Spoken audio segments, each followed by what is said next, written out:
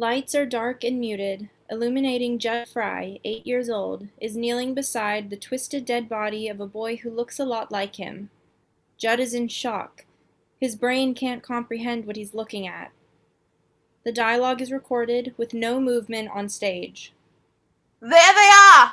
Damn it, boys, we've been hollering your names all night. Good. Get your brother. Let's get inside now. It's... Judd, you hear your mother, boy? She's... Judd, what happened? My God. Judd, tell us what happened. You... No. Why ain't you called anybody? Please. Blackout.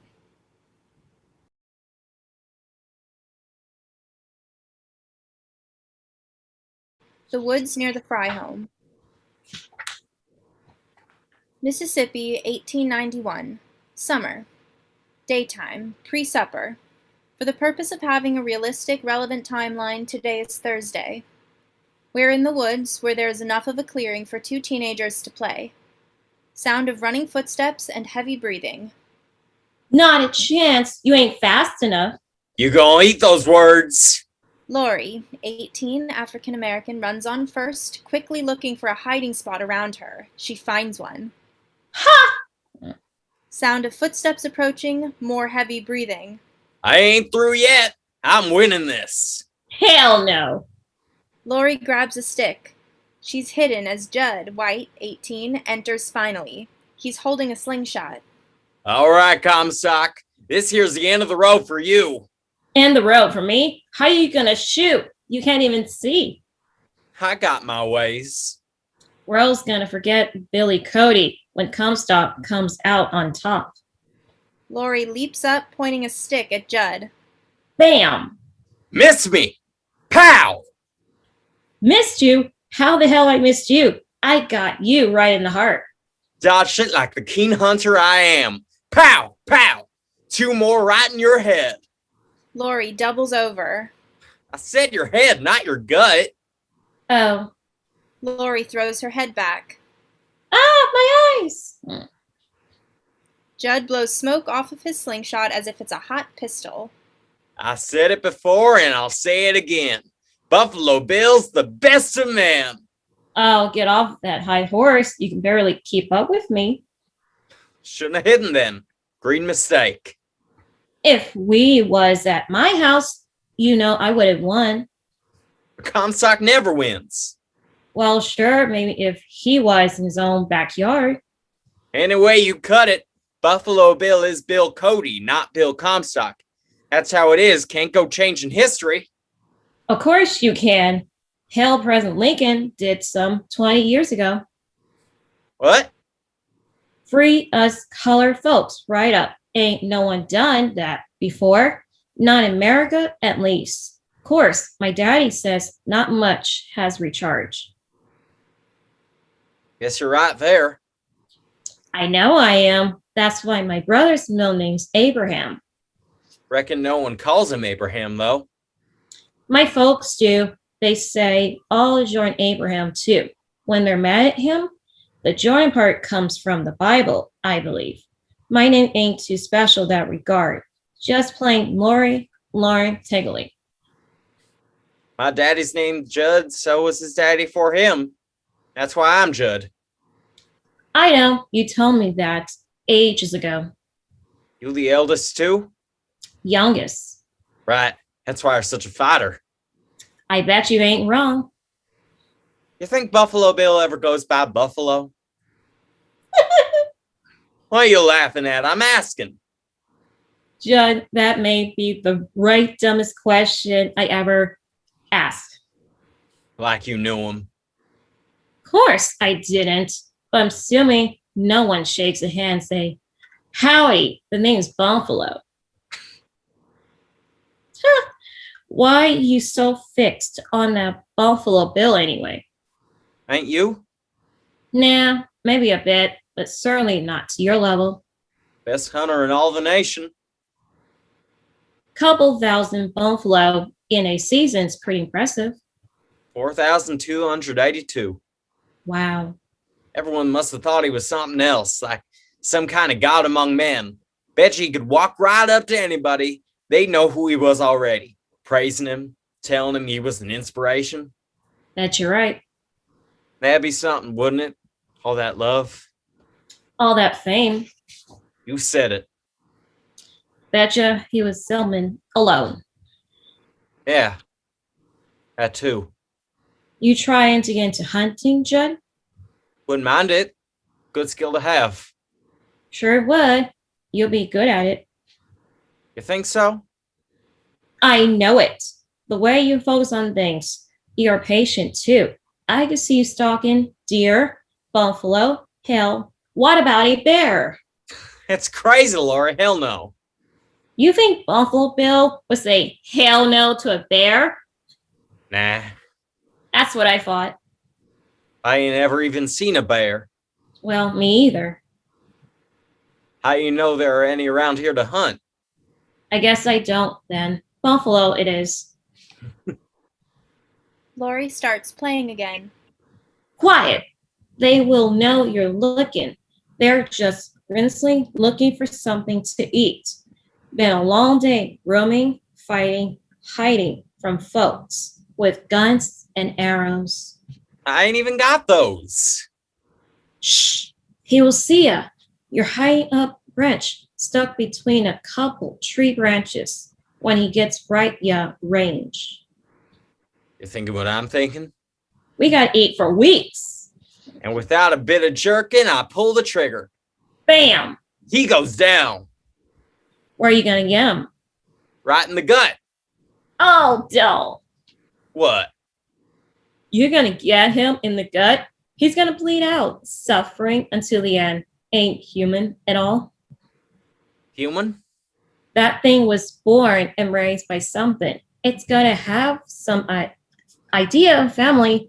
You heartless enough to kill it, and with no mercy. I ain't heartless. I didn't think so. Prove it. All right, I got in the head. Out quick. That's better. Now we gotta put that buffalo to good use. Honor the thing. You honor a buffalo? Ain't we all God's creatures? Speaking some wild ideas, Laurie. The hide, some leather. The fur, something warm for the winter. The flesh is food for everybody. I was just gonna eat him. If you waste any part of that animal, you ain't hunting at all. You murdering, in my opinion, that is. Who gives you these thoughts? My daddy mostly. Mama too. I ain't never got to meet your daddy before. Or your mama. No need. Imagine me, but taller. You a spitting image? Sure am. Mama told me I could be mistaken for my daddy. We resemble so much. Mine says it's because I am so pretty. Yeah, whatever. You could take it up with Leo Jackson. Leo who? You ain't ever meet him. He goes to my school. You go to school? Don't you? My daddy says there ain't nothing the Bible can't teach me right here at home. What about Arctics? I don't know what that is, so it's either a sin or I just didn't get to that chapter yet. Well, Leo and I are fixing to get married one day. Talk about it all the time. He says I'm the finest woman he ever met. How you talk about getting married already? You ain't any older than me and I ain't thinking of it. Ain't much else to say besides I'm in love. You fancying anybody, Judd? Nah. Anybody take liking to you these days? Nah. I find that hard to believe. Nice, hard-working fellow like yourself. Heck, a bright future of buffalo hunting ahead of you, too. I ain't have a gun to start that, by the way. That's the biggest problem you skipped. Ain't got a gun? Huh. Well, didn't tell me there was a tool shed. What's in there? My daddy and I use it all on the farm. You ever seen a gun? Of course. Well, not up close, I suppose. You got a couple options then, I reckon. You could buy one. What's the other options? You could steal one, the money to buy one. I don't foresee that going well. Well, there's probably enough pieces in there to put something of a weapon together. You think I could make a gun? Or something of the like, sure. Huh.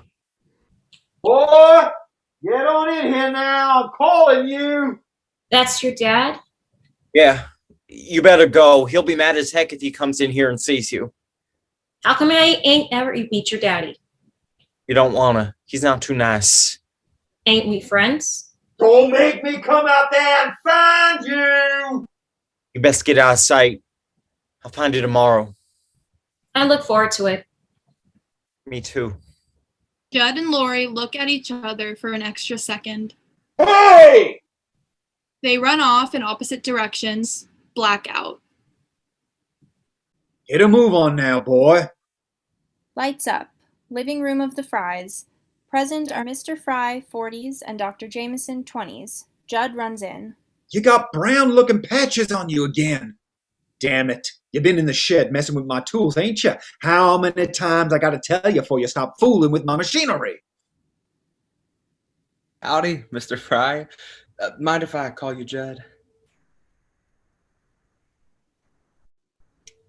Well, I'll take that for a yes. My name's Dr. Clarence Jameson. I'm here all the way from Birmingham, Alabama. You know where that is, son? You see, this is the kind of behavior we've been talking about. Speak when spoken to.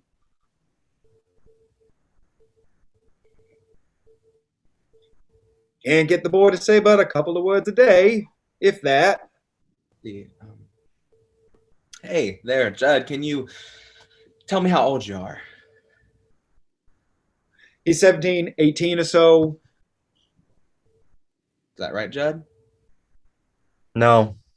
Well, hello there. That's not right. You say no? You was wrong. I ain't 17, 18 or so. I'm 18 years, 3 months, and a week old. Smart ass. Smart ass. Well, then, Mr. Fry, you mind if I conduct a handful of tests on your son here? What kind of tests? Nothing out of the ordinary, just a few questions to help me identify some possible diagnoses. Just routine examinations. Mr. Fry looks stoic, skeptical. Dr. Jameson takes this as a cue to proceed. You say you don't know where Alabama is. You ever heard of it? That right. It's a little ways east of us, so Dr. Jameson pulls out a compass. you could go right that way for about a day and a half, and you'll find yourself in Birmingham. Judd's quiet and looking at the floor. Son, I won't be able to do much if you don't help me a little first with... I know where Alabama is, but I don't know where Birmingham is. You don't know nothing about where Alabama is, boy. Quit lying. Quit lying. How'd you learn about Alabama, Judd? There's a map in the tool shed Pop uses for hunting. He got friends come in each Friday evening talking about it. And Alabama's on that map? An arrow on the bottom right corner says Alabama, so I know Alabama is to our bottom right, but I don't know where Birmingham is. Mm-hmm. And Friday, as in tomorrow evening. You best shut your trap, boy. Hold on now. You really know that tool shed well, don't you, Judd? Spend a lot of time in there? You know, like working with the tools. He ain't working. He's throwing shit round, barely missing his own head. If he hadn't hit it already. Please pardon my curt tone as I remind you that I can only perform my examination properly if you agree to speak only when I'm addressing you. Excuse me? If I need your input, I will clearly and directly ask you for it. Is that clear? Judd, what do you work on when you're in the tool shed? Slingshots, mostly. Slingshots? Slingshots. Mostly.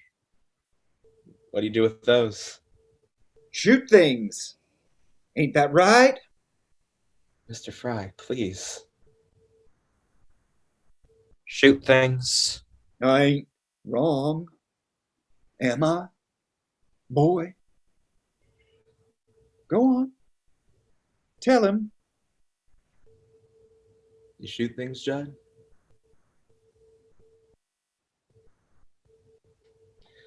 Do you make anything else down there? It's quiet, but there's something expectant in the air. At all? I'm working on a gun.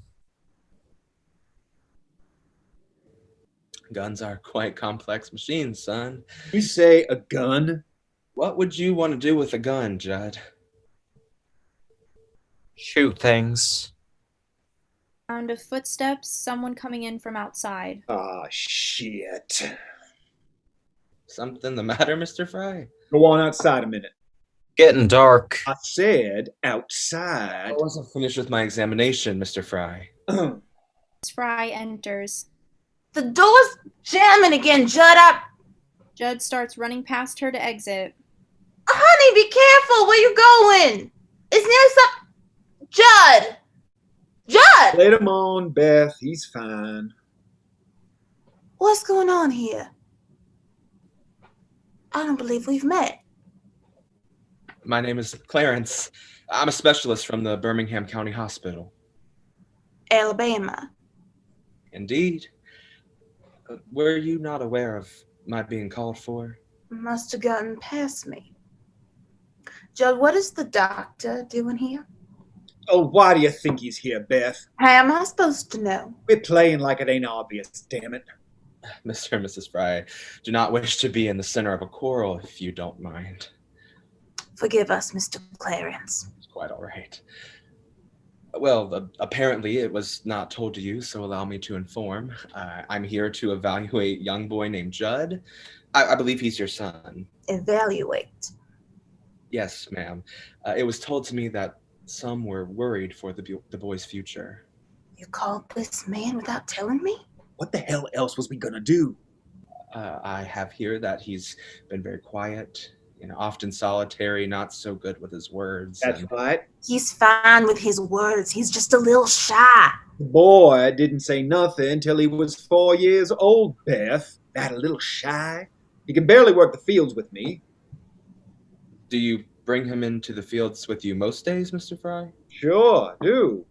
When I get him in a habit, so to speak, he can be useful. Mostly, he's a pain. And what happens when he's a pain? I get a little frustrated. A little frustrated. Yeah. I understand. How do you get Judd into a habit, as you say? I gotta tell him something over and over. Usually don't get it the first time. Find myself repeating and repeating, always having to say it different. I see. The boy takes things so damn, as I say them, literal-like. You could probably be more clear, Judd. Always my damn fault, ain't it? I can introduce what's happening, Mr. and Mrs. Fry. You can? I think it's right time for me to show you the door, Doctor. What the hell you talking about? Ain't you gonna take him? What the hell are you saying, Judd? I'm not taking anyone anywhere tonight, Mrs. Fry. What is getting into you, woman? I don't want you getting rid of my son. That's just what you plan on doing, ain't it? I'm not sure what would be best for him, Mrs. Fry. What are you hinting at? Both of yous. Mr. Fry, based on the little I've seen of young Judd and what you've told me, I'd say he's got a type of developmental retardation. I could have told you he's an idiot. Well, he's not an idiot. I'm fairly certain of that. An idiot can't do much more than a 2-year-old. And he's not an imbecile, which is about the same, but maybe a couple more years or so of cognitive development. I'm not sure he can do much more than a 2-year-old. My boy's not dumb, Judd. She's right about that. And that's the difference. Let me ask you, how is Judd in the field? Working? Once you got him in that habit, as you said. Boy keeps working till I come out and holler supper time. He's very good. He repeats whatever I say to him like a damn parrot or something. Does he ever stop? Yeah. Eventually. How do you get him to? I don't think that matters. Of course it matters. You got something to say? Ever seen him working on those machines in your tool shed? I'm sure I have. Of course. Have you, Mrs. Fry? No, I haven't. But obviously he's wise enough not to hurt himself. Why you keep treating him like a kind of genius? You might want to take a look around in that tool shed, Mr. Fry.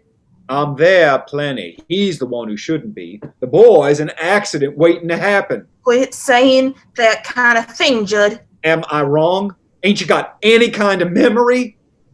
I may have some ideas. That Right about now, I believe you should be on your way, Mr. Clarence. There are some institutions that may do a great deal for Judd if we We're not interested. Woman, what do you think you're doing? He's gonna take away our boy, Judd. Can't you see that? The kid's an idiot. He's useless. What the hell should we care if he's gone? Excuse me? Once again, I do not wish to be in the center of an argument.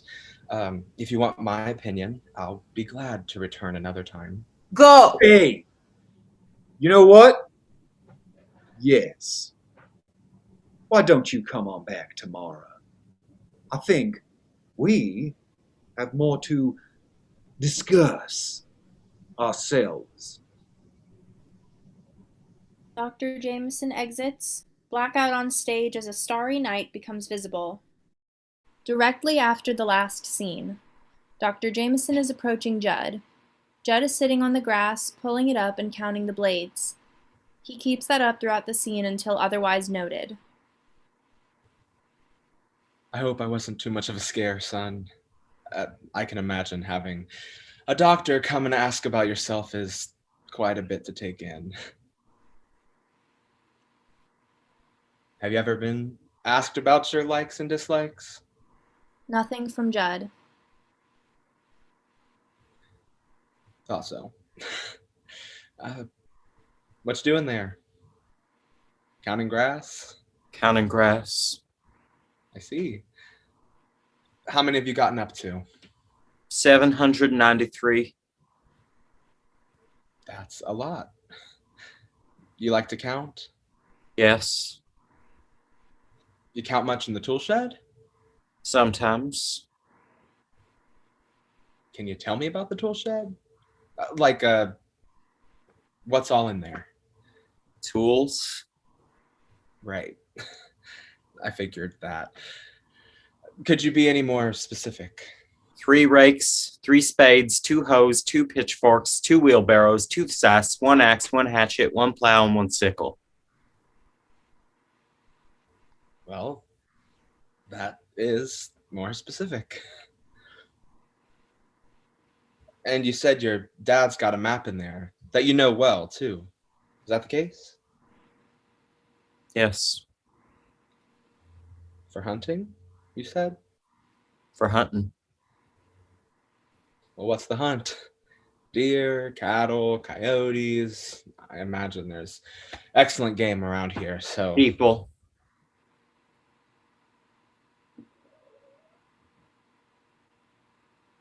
Colored folk.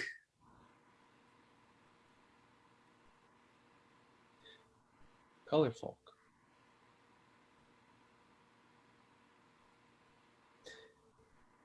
He doesn't like it much when you mention that. I shouldn't know that. I shouldn't know that. How'd you learn what the map was for, Judd? I don't. That just what makes sense. I didn't put it together till after Laurie left. Laurie? A bunch of names is written on it, some with slashes through them. Williams was on the map. I didn't know a place called Williams. I only knew that was Laurie's last name. Laurie. Laurie's a friend of yours. Yes, Is she colored? she's brown. I see. I take it your pop doesn't know about her. Pop doesn't know she's my close friend. What makes her a close friend? She's always around.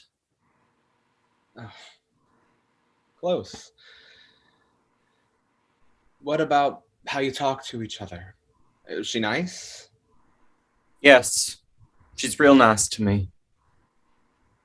What do you two like to talk about? Lots of things. She's just like me most ways. Do either of your families know she's your close friend? No, How'd that make you feel, son? Seeing her name on the map.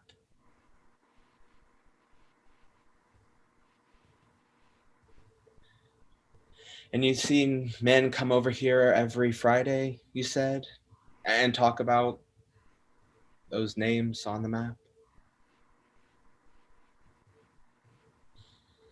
I can imagine that's awfully scary for you. Does your father know you've seen the men? You have any idea how he'd react if he did?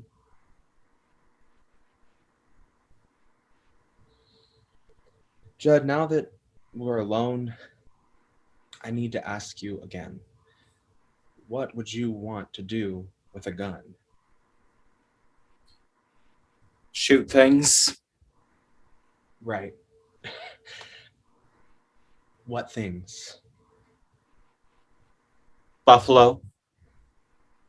Well, mostly.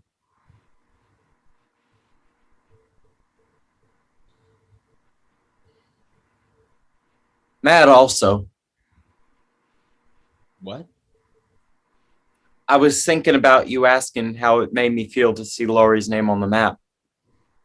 Mad. Well, Judd, listen, now, I'll be back again tomorrow, all right?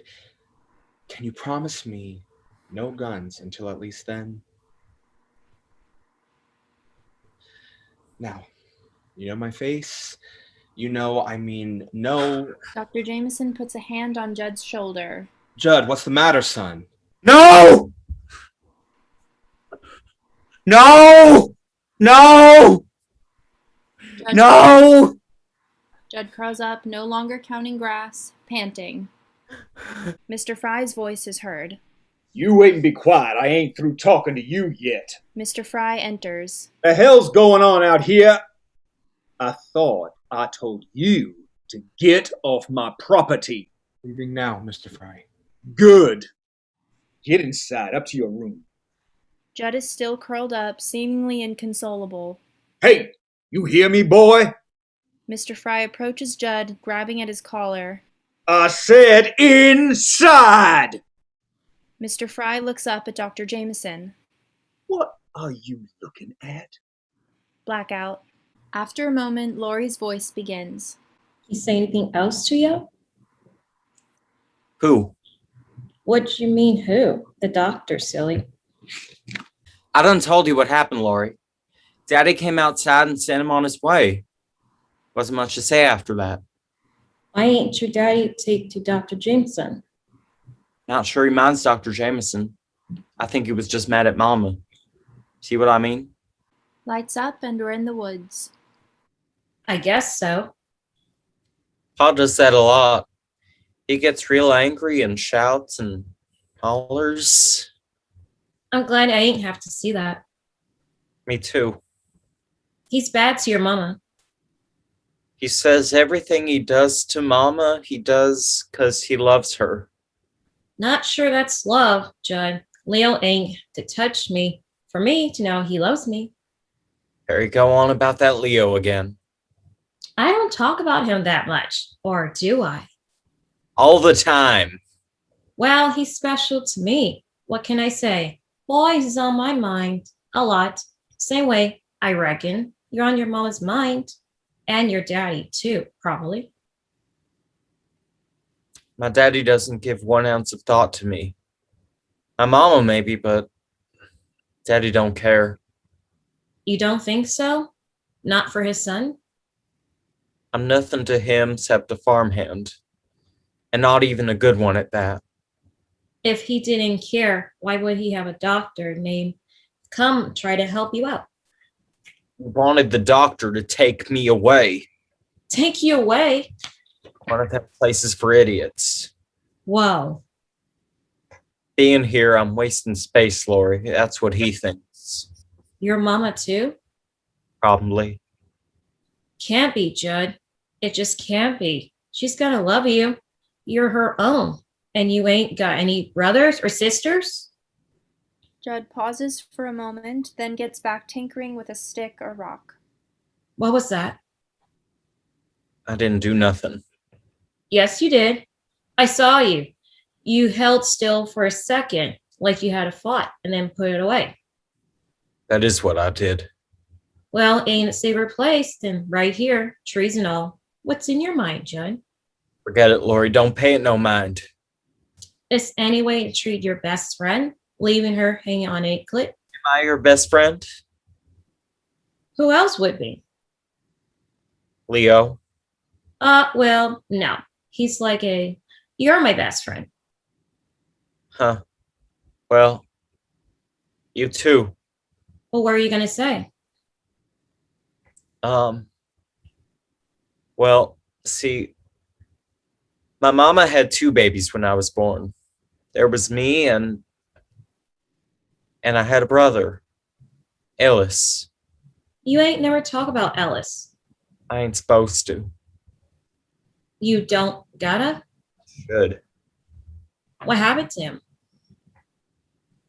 He and I was twins. I was older by 58 minutes, so I got Pa's name, but even though I was older, I didn't talk much at all. He was the one teaching me, looking out for me. Not the way it usually is. He's the one who taught me about Buffalo Bill. He's always gotta be Cody, I reckon. Nah, you'd think, but he always let me be Cody. That's kind. We played Buffalo Bill in these woods, truly. Did it all the time. He'd hide up in a tree. High ones, too, like that one there.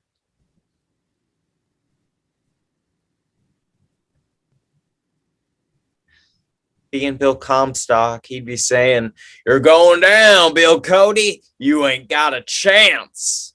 Like us? Yeah, like us.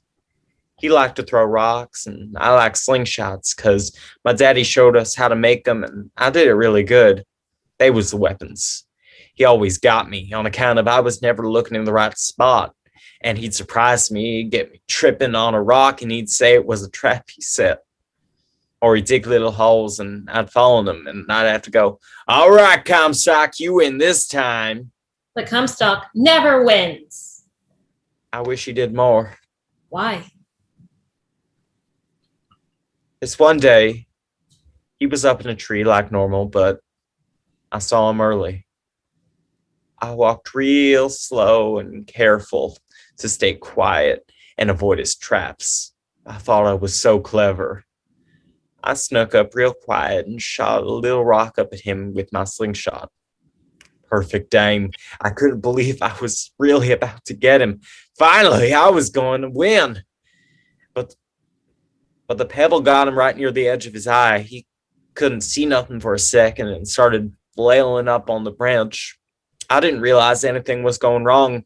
I called up there, "Buffalo Bill did finally win. Buffalo meat for all his kin." But he couldn't tell what was happening, and he couldn't see anything to grab onto before he fell, landing on his head. I could hear his neck break, Judd? his arm. Mercy, Judd. I just sat there and stared at his body. I didn't know what to do. You was probably shocked or something. I sat there till dark when they came looking for us, shouting and hollering our names, but I didn't answer. Dad knew something was wrong, because else would never disrespect him like that. Always complied and always threw a sir on the end of it, too. Was he mad? Yeah. Yeah, I was pretty mad. That's so scary. Ellis didn't have problems in the fields with Daddy. Always did as he was told. Knew how to wrangle cattle, too. Didn't need nothing repeated. What about your mama? She loved him like every day was his birthday. But she paid extra mind to me, and she told him that. How do you? He told me. He said Mama thought I was a special case. You is a special case, Judd? I know it, You mean it? of course. Thanks, Lori. Why do you keep playing Buffalo Bills with me? Ain't it troubling? Reminds me more of the good times than the bad. I reckon he'd have wanted me to play for him. Where did it all happen? You and Ellis. When did I kill him? You didn't kill him, Judd. 10 years, 4 months, and 2 days ago. Say you didn't kill him. Of course I did! It was my rock! You didn't mean to. It was on an accident. Running around today if it weren't for me. A lot of things would be different if there were no accidents. We wouldn't have known each other if he was still alive, Lori. Yes, you would. I'm here no matter what. My daddy says everything happens for a reason. Well, of course, but now I'm all confused. I'm here anyway, ain't I? I think my daddy's right. And yeah, it's no good. You lost your brother. I'm glad that made us find each other, ain't you? Your daddy's the one who says you killed Ellis. Well, you didn't, Judd. Facts is facts, Lori. Yeah, but But what? there's more facts to all of it, Judd. Okay. First of all, killing and murdering is two different things. You certainly didn't murder Ellis. That would mean you knew he was going to die and you stayed out of the way of it. So I killed him. No, breaking his neck what killed him, I reckon. How does breaking a bone kill you? I don't know. That's a good question. I mean, it's just a busted bone and that hurts, but so what? Was he bleeding when he fell? A lot. Well, that's what did it, Judd. Not you. Losing a bunch of blood killed him. I could have rushed him home or something. You also couldn't not play that day. You can't be mixing up what you could have done, what you thought of at the time. If you do that, then no matter what, it will be your fault. The fact that you didn't want him to die and that's nothing was on purpose is all that matters. My intentions don't make him alive. But intentions is what proves you are alive and you didn't murder him, Judd. You didn't kill him. I know you don't have that in you. I think you misslaughtered him. What? Technically, I think. I know that sounds really bad, but I'm almost positive that means it was on an accident. Judd's upset. Lori was just being logical about it all. Change the subject, Lori. Where was the doctor from? All the way from Birmingham, Alabama. They wanted to take you all the way to Alabama? Mama don't want me to go, but Daddy will win that fight. I don't know what I would do if you was gone, Judd. Me neither. You, my best and my only friend. Only two? What about Leo? Well, still, I know you longer. You're my best and only friend, too. Lori smiles. Judd looks around at the sticks and rocks. If I don't finish a gun at home in time, I can make a heck of a slingshot with these. You're working on a gun? Remember? For hunting? Oh, yeah. What do you mean, in time? Oh. Just quickly is all. Oh, well, you can do it, I bet. I believe you saying that more than me. You don't often believe much in yourself, do you, Judd? I don't know how you mean. I didn't think so. There's a rustling on the leaves from a distance. Oh no. Boy, you out here? That's your daddy? I've been calling you for supper. I know you're out here. Lori, hide. Why? Hide! Hide! What you doing out here, boy? I'm getting impatient. Lori ducks behind a tree. She's still visible to the audience. Mr. Fry enters, finding Judd. Why the hell ain't you answering me? I've been calling you. Your mother's got supper on the table. What are you doing anyways? Just sitting here? I didn't hear you. Bet you knew the time, though, didn't you? Don't lie to me, boy. What are you hiding down here? Judd doesn't say anything, avoids eye contact as usual. Mr. Fry holds Judd's head, forcing him to be face to face. A gun? Daddy? Ain't that what you said to the doctor? What, you bring it outside so I couldn't find it?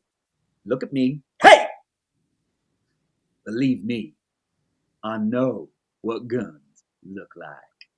I'm sure I can find one. It ain't worth lying about. He stops, touching Judd, who is clearly shaken. Ain't hiding a gun. Mr. Fry starts to walk casually around the woods, closely looking at everything, trying to spy something out of the ordinary. He comes very close to Lori at one point, but doesn't catch sight of her. Uh-huh. You see, I know you, boy. I know you ain't one to lie. No, sir. In fact, you can't do much else but take things exactly as you hear 'em. So that tells me that no, you didn't hear me. I'll say that was a kind of accident. And you ain't hiding a gun, no. I suppose you ain't even got one. Can't hide what you don't have. That's why you said what you said. But you must be hiding something else. Am I right? Or am I right? At this point, Mr. Fry has gotten back to Judd's location. Well? Ugh! Don't matter. I got more important things to attend to. You got 5 minutes to get inside, and the shed's off limits, especially tonight. Got it? Toughen up. Christ, look at you. I tried. Boy, I tried. But we can't sit by pretending. You belong with us. Here. Maybe one day. But it sure as hell ain't soon. 5 minutes. He exits. Lori stands up from her hiding spot. She walks toward Judd on the ground and isn't sure what to do for a moment. Then, as if taught, she lies on the ground beside him. Lights fade to blackout. Later the same evening, inside the Fry home, we see Mrs. Fry washing dishes, cleaning the kitchen. There's a knock at the door. Mrs. Fry assumes it's Mr. Fry returning from the shed. Should be open, Judd. Dr. Jameson enters cautiously. She doesn't see him yet. Say, that was a much shorter meeting than last time. What are you doing here? Mrs. Fry, I was told to come back again today, and I feel it's important we speak about. Judd may have told you to come back, but if I could have spoke then, I would have made it very clear you are not welcome. Not by me one bit. I understand that, ma'am. Believe me, I do. Well, wonderful. If you understand that, then I'll be glad to show you out. Mrs. Fry, I have to speak with you for your son's sake. You don't know anything about my boy. I know he's very bright. He's got the ability to count great numbers. His memory is without flaw, and I know he's deeply affected by his father. You shouldn't be here. I need to be. That ain't up to you. People call doctors, not the other way around. I was called, and I would have come back even if you threatened me not to. Who the hell do you think you are? I'm someone who knows what he's talking about. You telling me I'm some kind of idiot in my own home? I know what I'm looking at, Mrs. Fry. I know an anomaly when I see one. You're trying to confuse me. No, I'm not. I'm sorry if I did. Judd's a smart kid. Stunted by something in his brain. I don't know what yet. He's mentally far beyond his age and socially far behind. And if we don't take some kind of action, that gap's only going to grow. I'm gonna tell you one last time to get off this property before I take a different kind of action. Where do you see Judd's life going exactly? Excuse me? I've seen people like Judd before, Mrs. Fry. They isolate. They never find people like them. They grow deeply depressed and they die miserably, quietly. I'm worried for him. That's why I'm here. You're here to take my other son away from me. Other son?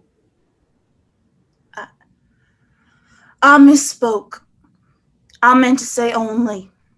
See, you're startling me. Judd is just shy. He'll find his way. I know it. Not if his father keeps beating him and his mother lets him.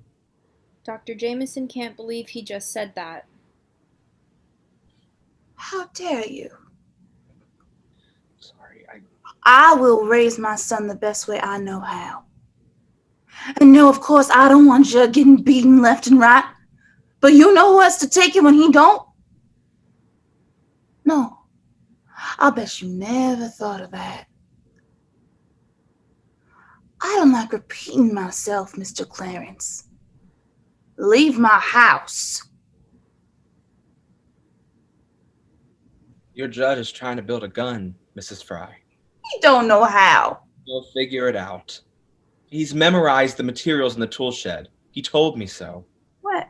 Last night, outside, on the porch. Each time I asked, he just said it's her shooting things. Perhaps you have a better idea what he's referring to? He told me it'd be for shooting buffalo, but then he corrected himself. Buffalo, mostly. He ain't ever even seen a buffalo. Can you understand my urgency now, ma'am? Judd don't have it in him to do no harm. Not on purpose. Purposeful or not, harm can be done. And purpose doesn't have a thing to do with impact. He ain't even ever seen a gun. How do you know how to make one? Doesn't find one, he'll at least outfit something akin to a weapon. So, what's it I'm supposed to do? Ban him from the shed? Keep him in his room? As soon as he's not occupied, he's acting out, misbehaving. He wants the attention. He needs it. That's what friends are for, ain't they? He doesn't know how to make friends. And I imagine his idea of a friend is different than yours or mine. How could that be? If you ask him what a close friend is, he says it's a friend who's not far away. Ain't that right? Mrs. Fry, What? people like Judd easily mistake politeness for affection. So I gotta be there with him constantly to tell him the difference? No, you have to send him to a place where people specialize. I'm not sending him anywhere. He's the only boy I got left. Okay, Damn it! There you go again about more children. Does he have a sibling? No. I forget I said that. You're making me upset. That's all. He's not going anywhere. I refuse. Then Judd's life is going to be working fields. Unless by some stroke of divine intervention he finds someone who can see past his differences and love him, his life will be grunt work. Bereft of a family to provide for, he needs help to learn the world. Learn the world? Like it's a game? Yes, exactly. What could experts do that his own mother can't? Recognize his behaviors and refer to similar cases. That's being a doctor. Cases. Yes, it's untender, but that's the only word for it. Can you just help me understand Judd more? His condition is rare and somehow especially linked to violence, it seems. Can you think of anything that may have inspired that? No. An event of some kind that'd be somehow burned into his memory? Your husband beats the boy, I gathered. My husband don't do anything his daddy didn't do to him. No, he does. Does your husband interact with Judd much if he's not acting out? I suppose not. Mrs. Fry, wouldn't you rather a terrible shout than a deaf ear or a blind eye? Something that says you're alive. What about the love he gets from me?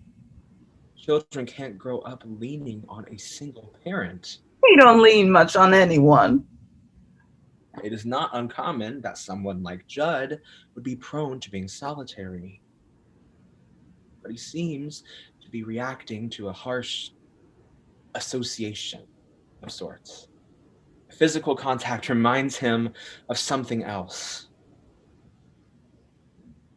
Any of this ring a bell? The boy wasn't, touched or nothing. That's what your sick mind's hinting at. I meant like a bad beating, when he was young enough for it to stick rather badly. I'm not sure. Not sure. Yeah, I think a memory like that would stick out like a sore thumb. I don't understand. What are you asking for? What might he remember when someone lays a hand on him? I don't know. Did he ever go to school? Homeschooled. With what materials? That ain't none of your business, Mr. Clarence. You take him to church. Study the Bible right here.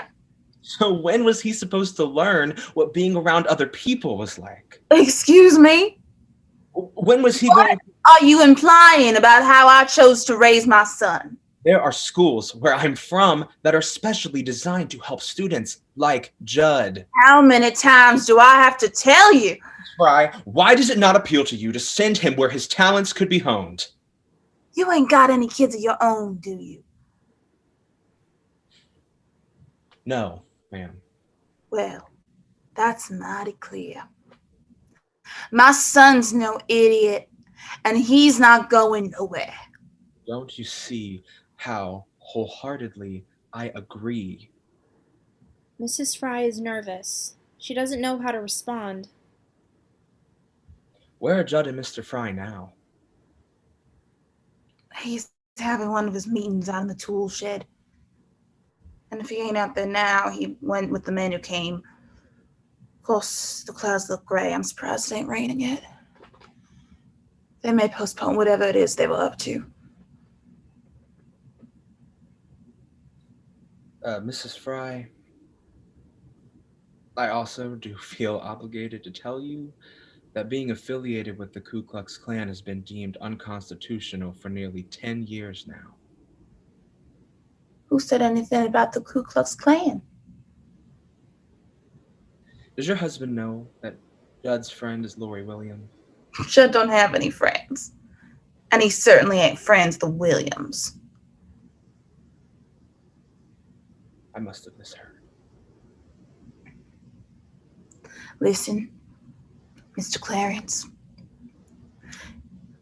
You coming here saying a whole lot of things I'm having trouble understanding and coming to terms with.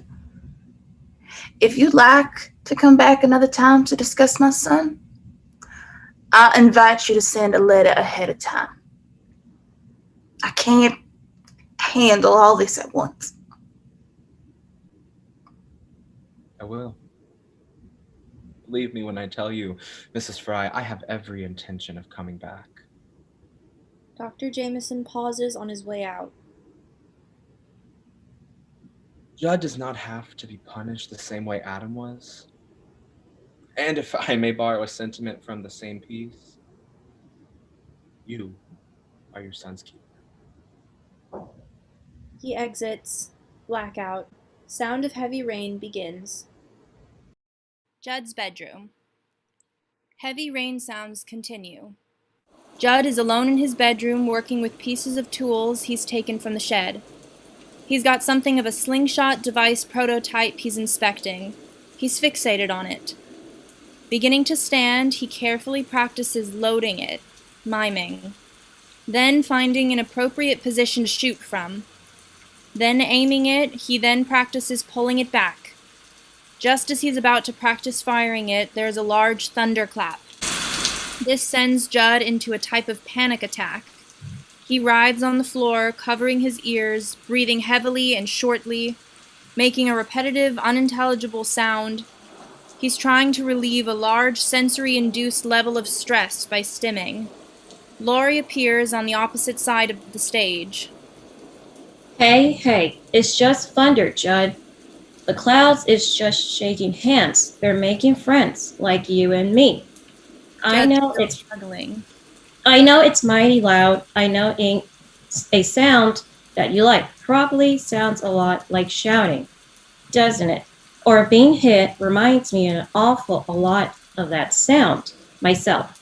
But the good news is you ain't got to worry about thunder hurting you, not one bit.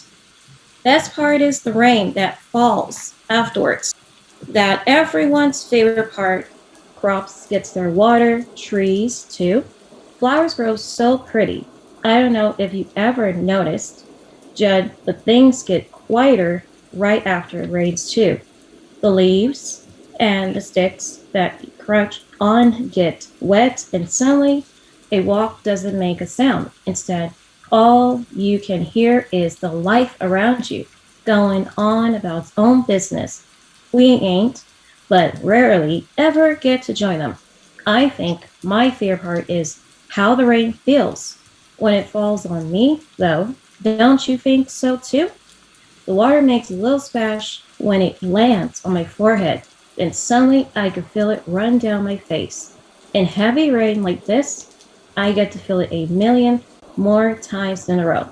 It feels like it's dressing me with water, giving me a big hug, and I can reach out my arms and it's just keep loving on me. I don't know if that's quite right, but am I making any sense to you, Jen? Yes. Laurie, you make perfect sense. A loud thunderclap. Laurie vanishes. Judd is unfazed. Perfect sense to me. Blackout. Another loud thunderclap. Heavy rain sounds continue. Soon after, the sound of storm continues. Very dim lights on Mr. Fry's tool shed. It is a ramshackle garage with an ominous darkness to it. Mr. Fry is a farmer. There is one entrance. We should see 3 rakes, 3 spades, 2 hoes, 2 pitchforks, 2 wheelbarrows, 2 scythes, 1 axe, 1 hatchet, 1 plow, and 1 sickle. They are scattered all over the wall and on the ground, thus a dangerous place to play. There is a work table with a rag on it, perhaps some metal shards. There is a map on the wall of Panola County, annotated with handwritten names and dates, freshly edited. The tool shed should be crowded. It is certainly not a place for children, certainly not a place to be careless. No one is inside, but many just were. The door rattles open, revealing Dr. Jameson. He takes the room in, searching for anything that will help him learn about Judd. He first finds the remains of the tools that Judd's been working with. He then sees the map on the wall that Judd was referring to. The map should be horrifying, especially once we know what it is. We haven't seen it unfurled in an ominous light until now. It's got a massive 311 handwritten along the top like a header. It's got routes connecting each town in the country with family names written, circled, and crossed out all over. The Williams family name is circled, not crossed out.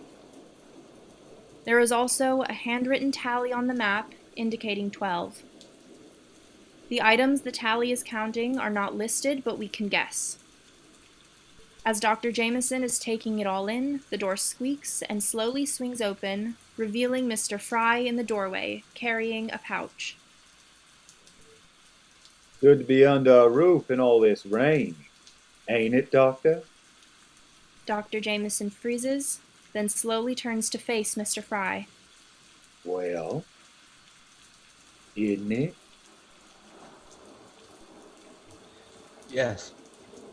Yeah, I'm right grateful to have a roof I call mine. I don't like much how the floor creaks when you walk on it, though.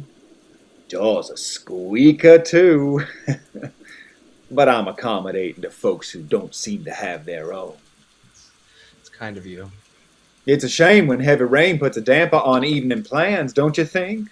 I sure don't like calling off things I look forward to. What were you doing? Granted, I also forgot I'd run out of rope, so I suppose everything happens for a reason. You, looking for something in particular, Doctor?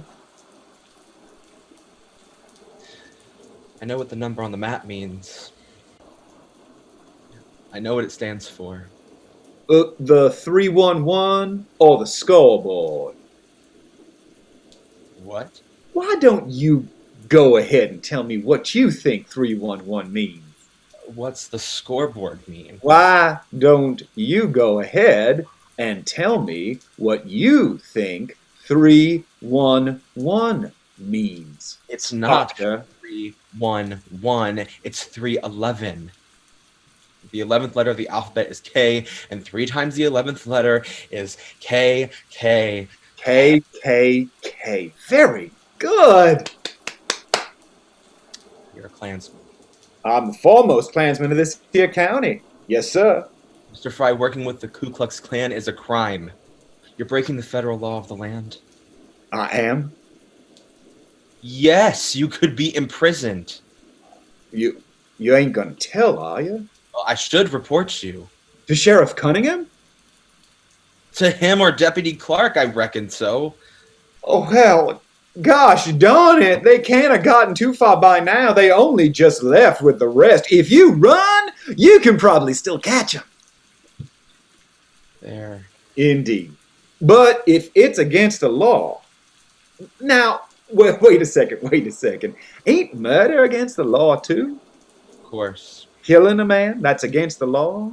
Yes, what? It's a crime. Of course, I don't know what you How come no one's going after the man who shot dead Cletus Fry? How come no one wants to bring to justice the contraband who pointed a rifle at my brother and emptied a barrel into his chest on his own damn hook?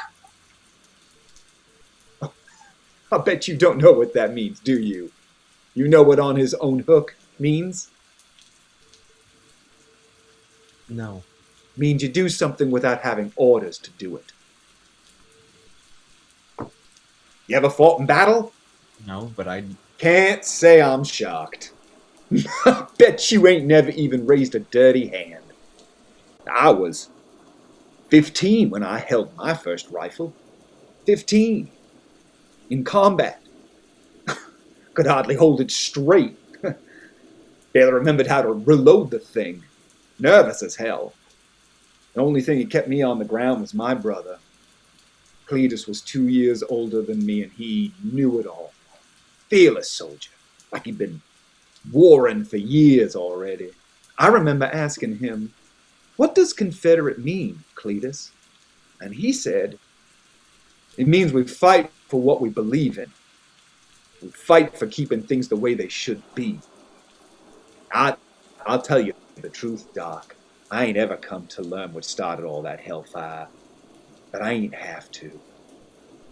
All I know is what I saw in the eyes of a black man in a blue uniform on May 17th, 1863.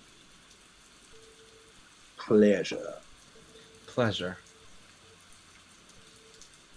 Big Black River Bridge, Hines County. General Pemberton sent us and 2 other brigades to the bridge to man the forts there under General Bowen. Yankees looked like they was fixing to keep on heading up to Vicksburg, so we weren't expecting nothing, especially not a surprise attack. An ambush. More than an ambush, Doc. A massacre. What are you supposed to do when you're green, unprepared, caught off guard? Well, no one tells you what to do then. You run. So you ran. Not before we was caught. 2 blowhards had us in a corner. You and Cletus. One of them was white. He had a knife. Other one was black. Had himself a rifle. Both about our ages, too. We was pressed up, nowhere to run, and Cletus raised his hands, slowly. He said, "You gonna shoot anyone, shoot me. My brother's still a kid." Son of a bitch said it didn't matter. He'd shoot us both. So Cletus made a run at him. Last choice on the table. I made a run at the other one. Started beating him as hard as I could. The black one ran back at Cletus, and Cletus ran right into the bayonet. The black one shot the rifle just after, but my brother was already sure as dead. And up against the wall, there wasn't no point in shooting when he did. And I saw him on the end of the rifle, watched the life leave him. And then I looked at the black deadbeat in control. I looked in his eyes while he twisted the blade into Cletus, into my brother. The devil's smile started onto that animal's face while he did it, and you want to know what was in his eyes? Pleasure. Damn right. Mr. Fry, I'm sorry your brother was killed. But Yeah, well, I'm sorry too, Doc. Why don't we all just gather round and beg forgiveness, huh? You think that'll do the trick? No. Hell no. I've been doing that every Sunday for 28 years. I've been begging the good Lord to forgive me for not stopping that son of a bitch from taking away the only friend I ever known, to forgive me for living this damn long. I'll tell you what fixes things. Revenge. Fry, I'm not here for anyone else but Judd. I'm here for your son's sake. That boy ain't a part of this. I know. And thank God he isn't. He knows about the map, Mr. Fry. Good. Maybe he can make himself useful. He knows you're after the Williams family. What's he care about the Williams? His only friend is Lori Williams. He ain't friends with no one. Certainly ain't friends with no colored girl. He told me about her. He'll try to protect her. No matter how often you beat him or what you yell at him. That's so. Why do you think he's working on a gun? He's just talking and he don't know nothing about the map. He certainly does. He understands the names, the routes, but he never mentioned the tallies. The score? Boy, I can't figure that one out, I'm sure. What is it? It's frustrating is what it is. There's only 12. Should have been 13 after tonight. See, we gotta work slow, or else we'll catch too much attention. What are you counting? What you think I'm counting? It's called a damn scoreboard, ain't it? What kind of game do you think this is? It's lives, it's families, it's human beings. I am a seeker of justice, Dr. Clarence. You're killing people. People. Excuse me? Someone who shoots the man surrendering right in front of his family, twists the blade into his already dead body, and has a damn good time doing it. You put that on the same level as you and me? You call that a person? I don't call it right, but I call it something I understand. And considering your feelings on vengeance, I'm surprised you don't as well. You understand. Mr. Fry, You what? See where he's coming from? No, but I just... Mr. Fry takes a pistol from his pouch. Mr. Fry, I... Boy ain't never seen this gun. He don't even know I have it. But when you hang a man from a tree, he sometimes don't die for a bit. He starts squirming, wheezing, making a real racket. So you gotta bring one of these to finish the job. You making a whole lot of racket right now, in my opinion, Doctor. Listen, Judd needs to be working with his strengths. He needs attention. He'll act out just to be acknowledged. Every time you yell at him, every time you beat him, you're telling him that's what being seen looks like. Being seen? He's working on a weapon, and he'll succeed. I know it. He's smart. Mr. Fry cocks the gun. You kill the Williams family, and Judd will kill you. Or he'll try. Revenge is a value that you gave to him. Oh, is it? You kill more colored folk, it's a matter of time before you get arrested by someone bigger. Don't forget the war. Don't you dare tell me about the war. I'm sorry. You don't know a damn thing of what you're talking about. You young Southern Yankee think you know all about the world already. Well, let me tell you something. Some people ain't people. They don't deserve to be in my house, and in the house of God, they ain't welcome. And sometimes you gotta take action to make things right. The boy is wasting space, always has been, since he let his brother Ellis bleed out. Didn't do a damn thing. He tell you about that?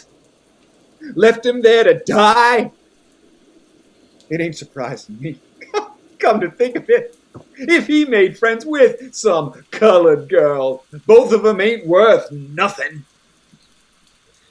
He had a brother. Yes, sir. That's the memory. Mr. Fry raises the gun at Dr. Jameson. Mr. Fry, don't do this.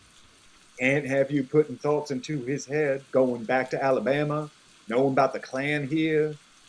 I'll get some other doctor down here. Put Judd somewhere he ain't making trouble. No, I won't say anything. You surrendering to me? Right now? Yes. Well, Mr. Fry lowers the gun. sometimes that don't matter. Mr. Fry shoots. Blackout and thunderclap. Rain ceases. It's now day. Technically, the last scene was a Friday, but a few days have passed. The following Thursday. No sign of Dr. Jameson. Mrs. Fry sits and writes. Judd runs in front upstairs on his way outside. Hey, come on, no running in this house. Judd slows down, no change in focus. She stops him. Boy, where you running to anyway? Outside, Where? tool shed, What for? playing. I thought we said no playing in the tool shed. I need to go to the tool shed first, then go back to playing outside. What's in the tool shed? 3 rakes, 3 spades, 2 hoes. Okay. You seen your daddy anywhere? Went to town, What'd he do that for? out a rope. Well, okay. You just seem in such a rush. You know, Judd, I'd like to talk to you about something while we have the time. Sit down. Judd is restless. I really want to go play, Mama. I know you do. I know. But listen for a minute, and you can play again real soon. I'm writing a letter now to Dr. Clarence. You remember him? Dr. Jameson. Yes, Dr. Jameson. You remember. I'm writing him a letter because he said he was coming back last week and he ain't shown up. He tell you anything about when he's coming back? No. Huh. I can't figure out where he's gone to. I want to go play. I know. But Jesus, Judd, I need you to pay attention. Okay. Listen, Dr. Jameson was talking to me about some schools that might be good for you. No! Hey! No! I can't go away! I can't go away! Judd can't leave. He has Lori to protect and a gun to finish, so he can do just that. Okay. I gotta stay until I fix it. Okay, god damn it, Judd, makes sense. For 1 second. Judd's withdrawn. That shook him up. Judd. Okay. Listen to me. I'm not sending you nowhere right now. We're just talking. Okay? Judd's quiet, still calming down. Doctor told me you're real smart. Just got a tough time showing it. I know you're smart, Judd. You know that too, right? Judd's not connecting. It's true. And he was saying that down here it might be real hard for you to do what you do best. You like working on things in the shed, don't you? Yes. Well, there's places that are just like great big tool sheds. Great big tool sheds? For people just like you. And people you can make friends with. I got a friend. You do? Judd nods. I really want to go, Ma. I know, but this is more important. Dr. Jameson told me that people like you have got a tough time fitting in, and The thought of her failing her son should really hit her right now. we ain't never really give you much of a chance to try. Mama? You like working on the farm with Daddy much? No. I didn't think so. Judd, that may not be what you gotta do forever, you know? What if you was a engineer or a carpenter? Wouldn't that be something, Judd? I don't know what those are. There are people who work in great big tool sheds all day. I couldn't do that, though, Ma. Why you think so? Can't do much more than a 2-year-old. That ain't the truth, Judd. As far as I know. I know. It ain't right keeping a boy like you here on this farm for the rest of his life. It ain't. You're too smart to be doing simple tasks forever. I can't go away, Mama. Doesn't it sound good to be using tools and working on things all the time? And make friends with people who could tell you how to build your slingshots? And maybe make some friends with someone you could be with for a long time? You mean like a best friend? Well, we all got best friends, I reckon. I mean to say, someone kind of like a best and only friend. Maybe a nice girl, even. I got a friend like that, Mama. Judd, I ain't never seen you play with nobody. Who do you think are your friends? Lori runs into the house. See, Judd Fry, I told you I didn't need your help getting here. I knew the way. Lori stops dead in her tracks, locking eyes with Mrs. Fry. A long beat. Pardon me? You must be Judd's mama. Indeed I am. I thought nobody was. You tell her to come over, Judd?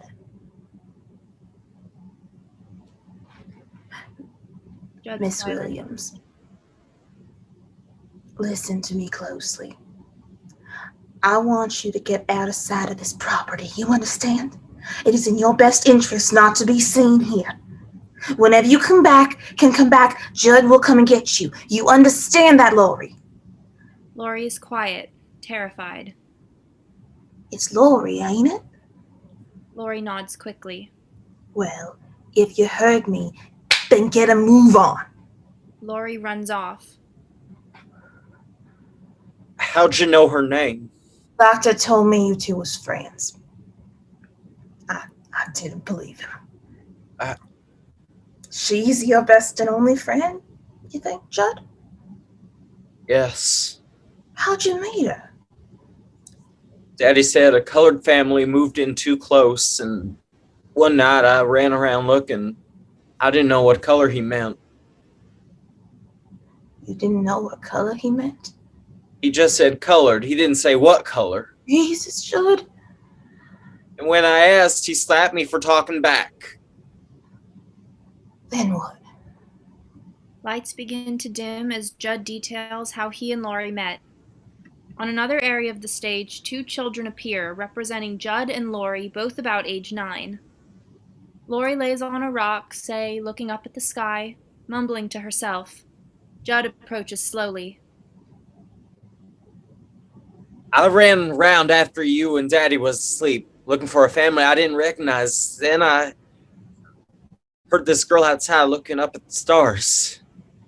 It was so late, though, and so dark, I couldn't tell what color she was at all. That was Lori? That was Lori. She told me her name was Lori Williams, and she told me about all the stars she was looking at, calling them constellations, and I didn't know what that meant, but she sure did. Lights out on Judd and Mrs. Fry. Lights are on young Judd and young Lori in a way that conveys nighttime. They can't see each other, but we can. And his belt made up the handle. Wait, no, Hey, someone there? Oh, no, Who is that? nobody. Well, that's a funny name. Who's asking? Nobody. That's my name. I'm asking. Well, I'm just minding my business, looking at constellation, and I do not need help. Thank you. Looking at the what? A constellation. Ain't you know a constellation? No. Um, What's the constellations? I ain't supposed to talk with strangers. I'm ready talking too much with you, whoever you are. I'm Judd. Judd Fry. I'm Lori Williams. Hello, Laura Williams. Hello yourself. How old are you? You first. Me what? How old are you? 9 years, 11 months, and 29 days. Wow. How old are you? 9. Well, I suppose you ain't a stranger no more. The constellation is the picture the stars makes you ever play connect the dots. No. Oh, well, that's how I describe it. It's like connected the dots in the sky. But there's a million dots. Yeah, but if you look at certain ones, you can see shapes, those patterns. I'm looking. I love patterns. Me too, but I don't see none.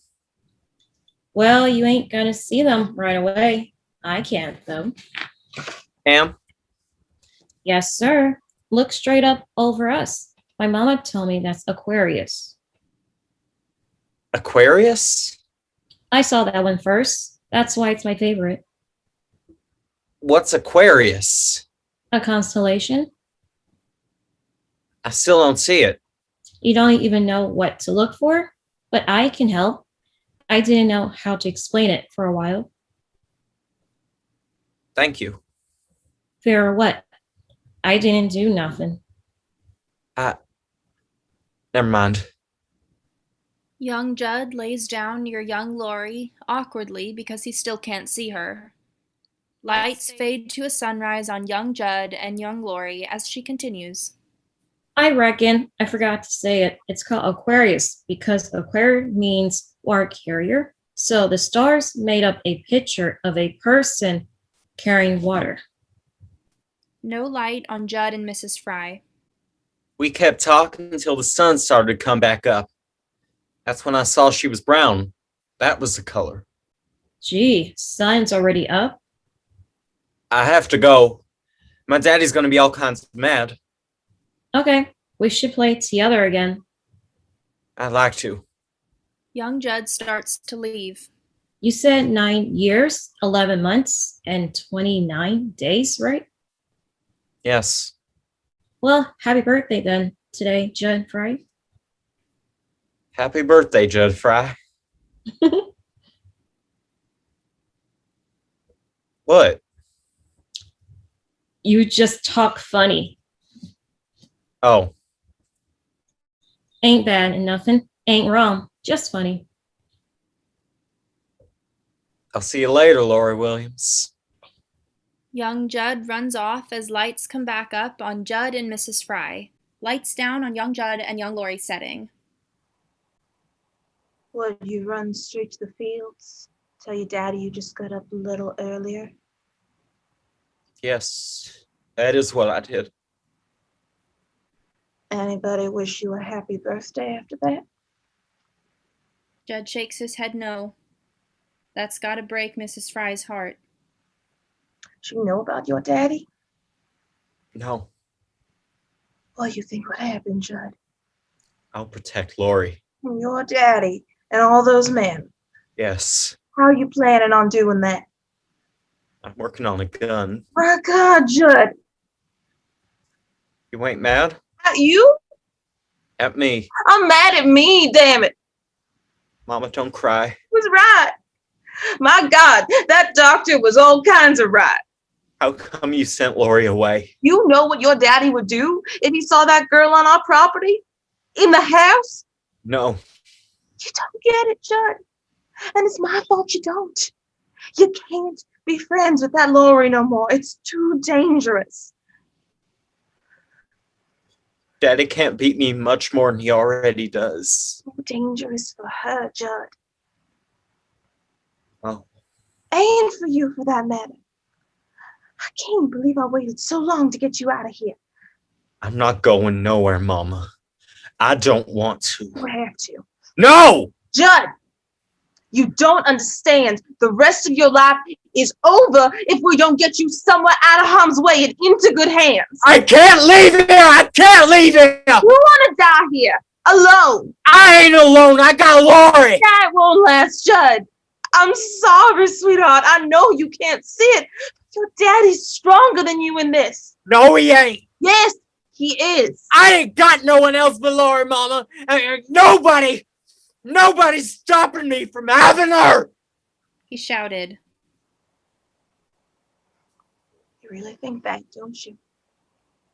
Mr. Fry enters.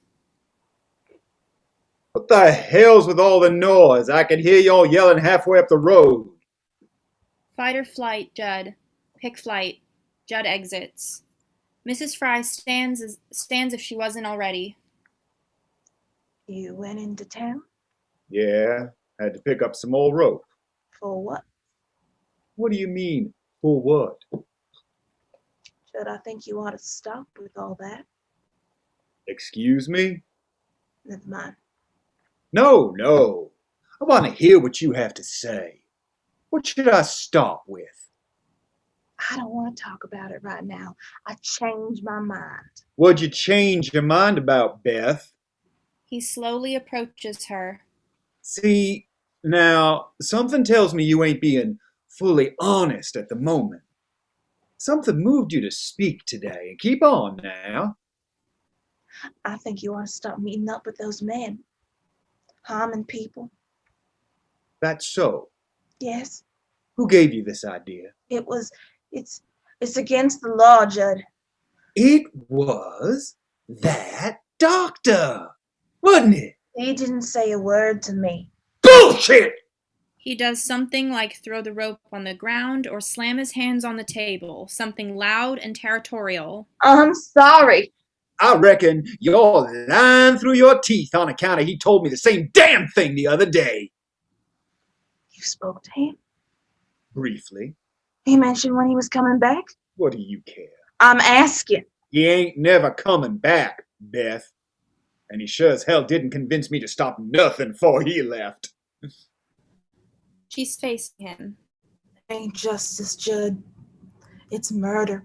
Oh, you sound just like him. Then I sound right. How She's many, still standing. how many times I need to knock sense into you before it sticks? You both ain't know a damn thing of what you're talking about. I know about my son. And I know about the law. The law don't have a clause about setting things back into order because it is implied. And the boy ain't got nothing to do with what I do. How come you ain't never called him by his name? How often you name a mistake, Beth? Mr. Fry starts to exit. What happened to you? What? You and Ellis and Judd. You used to be a little gang. You used to talk. Don't you miss that? Quit talking, Beth. But I ain't done. I don't know when it was, but at some point, you just stopped trying. You just stopped. You stopped being a father. Mr. Fry still hasn't turned around. Do you remember teaching the boys how to make a slingshot? Taking them out to the woods, finding the perfect forked stick, tying a cloth on just right so it could shoot a rock. They loved every minute of it. Hell, don't you remember Judd finally smiling and interacting with us? That was the first time we heard his little voice. That was you. But you left him, Judd. You left him. And now he's gonna stop trying to make you come back. He didn't have a drop of remorse, Beth. Not a drop. Now he turns around. God may have been the one who took Ellis away. But the boy, just let him do it. Acted like he didn't know what he did wrong. I don't think he did. No, he had to. How could anyone not know that was wrong? How could anyone not feel remorse after their brother dies at their feet? I don't know. That's why we need someone else's help. Mr. Fry turns away again. From now on, he can turn at will. He knows about all of it, Judd. The Klan, and he don't like it. So what? Doesn't matter if he likes it or not. I don't think he's gonna stand it. That's what I mean. Well, maybe he'll do something about it then, one day. He'll sure as hell try. Now you're making me think that doctor's here in the room. I wish he was. What? You saying he should head to one of them schools? Yes. Because when he first came, you was hell-bent on the boy staying put. I changed my mind. Folks can do that, in case you didn't know. Apparently, you did too. I called because the boy is doing more harm than good and he ain't earning his place in the world. I got rid of Jameson because he started putting ideas into the boy's head. Yours too, sounds like. He started calling the boy a genius, saying he belonged in a school. Well, you know where those schools are, Beth? They're in the godforsaken North. Oh, what, Judd? You didn't know that before? You got a lot of nerve talking to me like that. Where do you care where he goes? So long as it's better for him. I ain't sending anyone of mine to a place where Yankees can fill his mind with God knows what. You're picking and choosing when he's yours to care about and when he ain't. I'd rather have an idiot for a son than a godless copperhead. Well, I wouldn't. Do it, Judd. I dare you. I can't feel much of nothing all of a sudden. So you know what? I'm asking you to strike me. Strike me good. What the hell You know what story my son just told me before you came in here?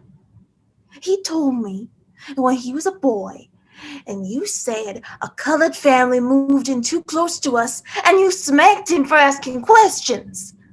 Well, you know what he did? He went out that night and looked for him, and he found a Miss Laurie Williams. Only other person he ever really met, so his only friend. Stupid kid. Innocent kid. She was the only person who ever talked to him, played with him, took him as he was. Well, nothing. We ain't the people he belongs with, Judd. We ain't the best hands. The best hands? That doctor just wanted to make a dime off us, send another person out of the South. They ain't no school for idiots anyhow. I'll find somebody else to take him away. I want to send my son wherever's best for him, where he doesn't have to hide his only friend all his life. Doesn't have to what? Mrs. Fry realizes she made a mistake. There's something I don't know. No. You best not be lying, Beth, because I'll find out. If I find out the boy kept up with that black girl, real crying shame about him never being loved. Real sorry, but I don't see him trying to love us a bit. And I am more sorry he wasn't the one that died. He ain't going nowhere yet. Mr. Fry exits. Blackout. Rain begins. Same night. Sound of door rattling. Lights up as Judd enters the tool shed, Laurie behind him. The map is visible on a wall. Judd gets to work on the gun. Come on, hurry, hurry. I shouldn't be here, Judd. Your mama said not to. She said out of sight of this property. Is that what she meant? That's what she said, so it's what she meant. I have thought that before, and I have always been wrong.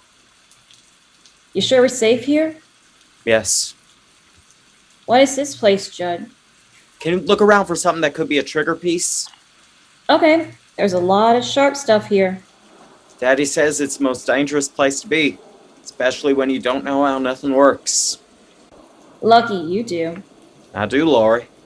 It must be mighty scary when there's an axe. Laurie catches sight of Mr. Fry's pistol on the ground, hidden by a mess of loose materials. She's shocked by it.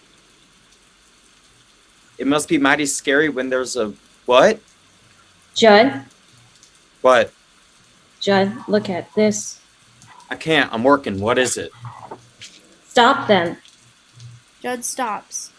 He turns toward Laurie as she walks slowly toward him, holding the pistol. Whoa.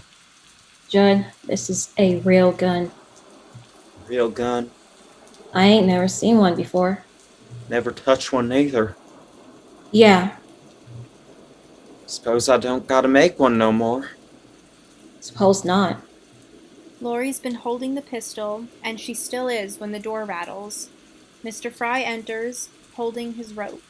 Boy, I told you the shed was off. Mr. Fry turns and sees Laurie holding his gun. Judd's frozen, Laurie's frozen. Well, I'll be. Laurie, run. No, girl, don't you move a damn muscle. Mr. Fry approaches her slowly.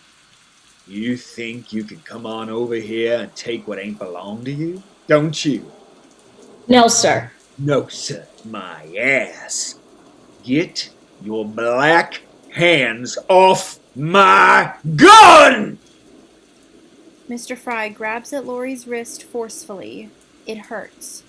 Mr. Fry reaches for the gun, still holding Laurie's wrist. Judd bursts out of his frozen state and leaps onto his dad's back. They struggle. Run! Laurie is shocked, confused. I said run! Laurie runs out. Damn it, boy, get off of me! Mr. Fry gets Judd off of him. It's messy. Judd's on the ground. What the hell you doing letting a colored girl on my land into my shed lay her dirty hands on my gun? Will? Judd's reeling, not connected. Stand up, damn it! Look at me when I'm talking at you! Judd stands. Mr. Fry forces Judd to face him. Now, you tell me something, boy. This better be the first time that good-for-nothing's been on this land. Is it? No, Round this shed? no, Seen that gun? yes. Liar! Ugh! What? She your little girlfriend or something? Ah, son. Playing hooky with a black bitch. Then letting her run when he knows his daddy had other plans. Judd stands. Laurie found the pistol on the ground. That right? She just found it there? Stroke of luck, she saw it on the ground? Yes. You must have been too dumb to hide it yourself. What did you just say to me? I said, you must have been too dumb to hide it yourself. Judd's on the floor, out. Mr. Fry hasn't hit his son like that since he found Ellis. It should bring him right back to then. After a beat, Mr. Fry starts looking for some kind of bandage or rag to make a tourniquet. Why you always gotta make me? Judd Fry. I'm doing what I know is right, damn it. Give your father some credit. He's been around longer. I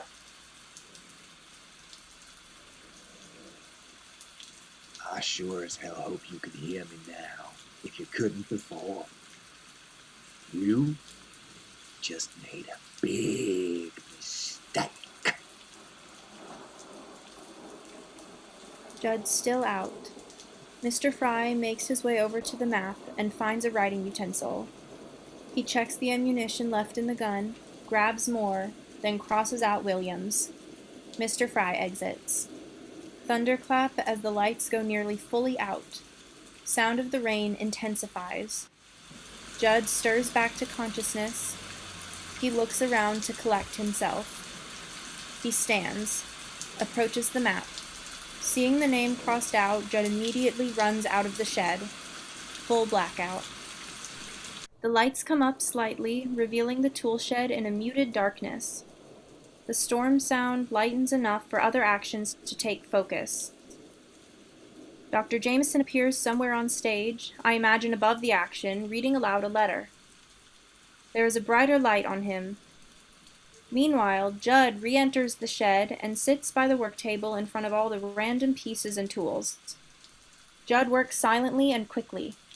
Neither Judd nor Dr. Jameson are aware of each other. Dear Vernon, I hope this letter finds you in good health. It's been too long since we've been in correspondence, but I hope to change that. In case you've forgotten, I've moved my practice to Birmingham, Alabama. I think often about how I regret not joining you after graduation. I imagine you're keeping very busy in Connecticut. I'm frankly jealous. Anyway, I've come upon a special case that may require your expertise. Okay, I suppose special is a broad term, but I'm not sure there's another way to describe these folks. Professor Rogers called them savants, but, well, idiot savants, because they don't seem too smart until you give them a chance. Well, I think I found one, Vern. I found this incredible kid. He's jaded, he's unspoken, he's disconnected. I'd say he's bored.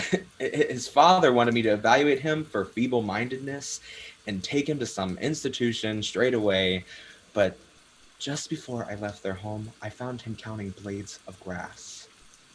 He was up to something like 793. Exactly. He knew. And he memorizes like he sees photographs in his mind. There's a tool shed on his property, and he told me everything inside of it from memory. Alphabetically, numerically. He didn't even stutter. I know he's got a lot more in him. I just don't know what. But he's treated like dirt because he comes across like a damn mute. I mean, you ask him to sit still and he doesn't move a muscle until you tell him otherwise. He's painfully literal and inquisitive. I think he's stupid. But my instinct is he's just in the wrong place at the wrong time. I'm proposing he go to your school and function as a sort of patient zero. I'm telling you, Vern, any place would be better than Panola, Mississippi. He's got one friend, but, well, that might take too long to explain. It's a girl, and frankly, she reminds me a lot of him. If I had more time with her, I have a feeling I'd find all kinds of similarities. I'm going back to his home tonight to learn what I can, and the point is, this boy needs you. And I'm inclined to think you may need him. Trust me. At this point, Judd holds in the air a completed slingshot, reverse engineered via other tools and devices in the shed. It's perfect. Both Dr. Jameson and Judd remain frozen. Lights slowly fade to full black while the storm intensifies. Thunderclap.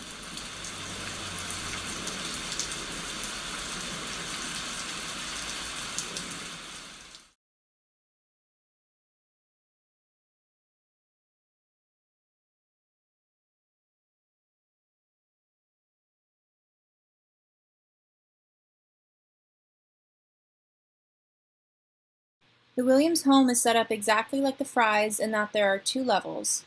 In both homes, the kitchen and dining area are the down center rooms. However, where Judd's room was on the 2nd level towards stage left, Laurie's room is on the opposite side. Laurie's room is not lit on stage. It has a door entrance, a window, a bed, and a nightstand.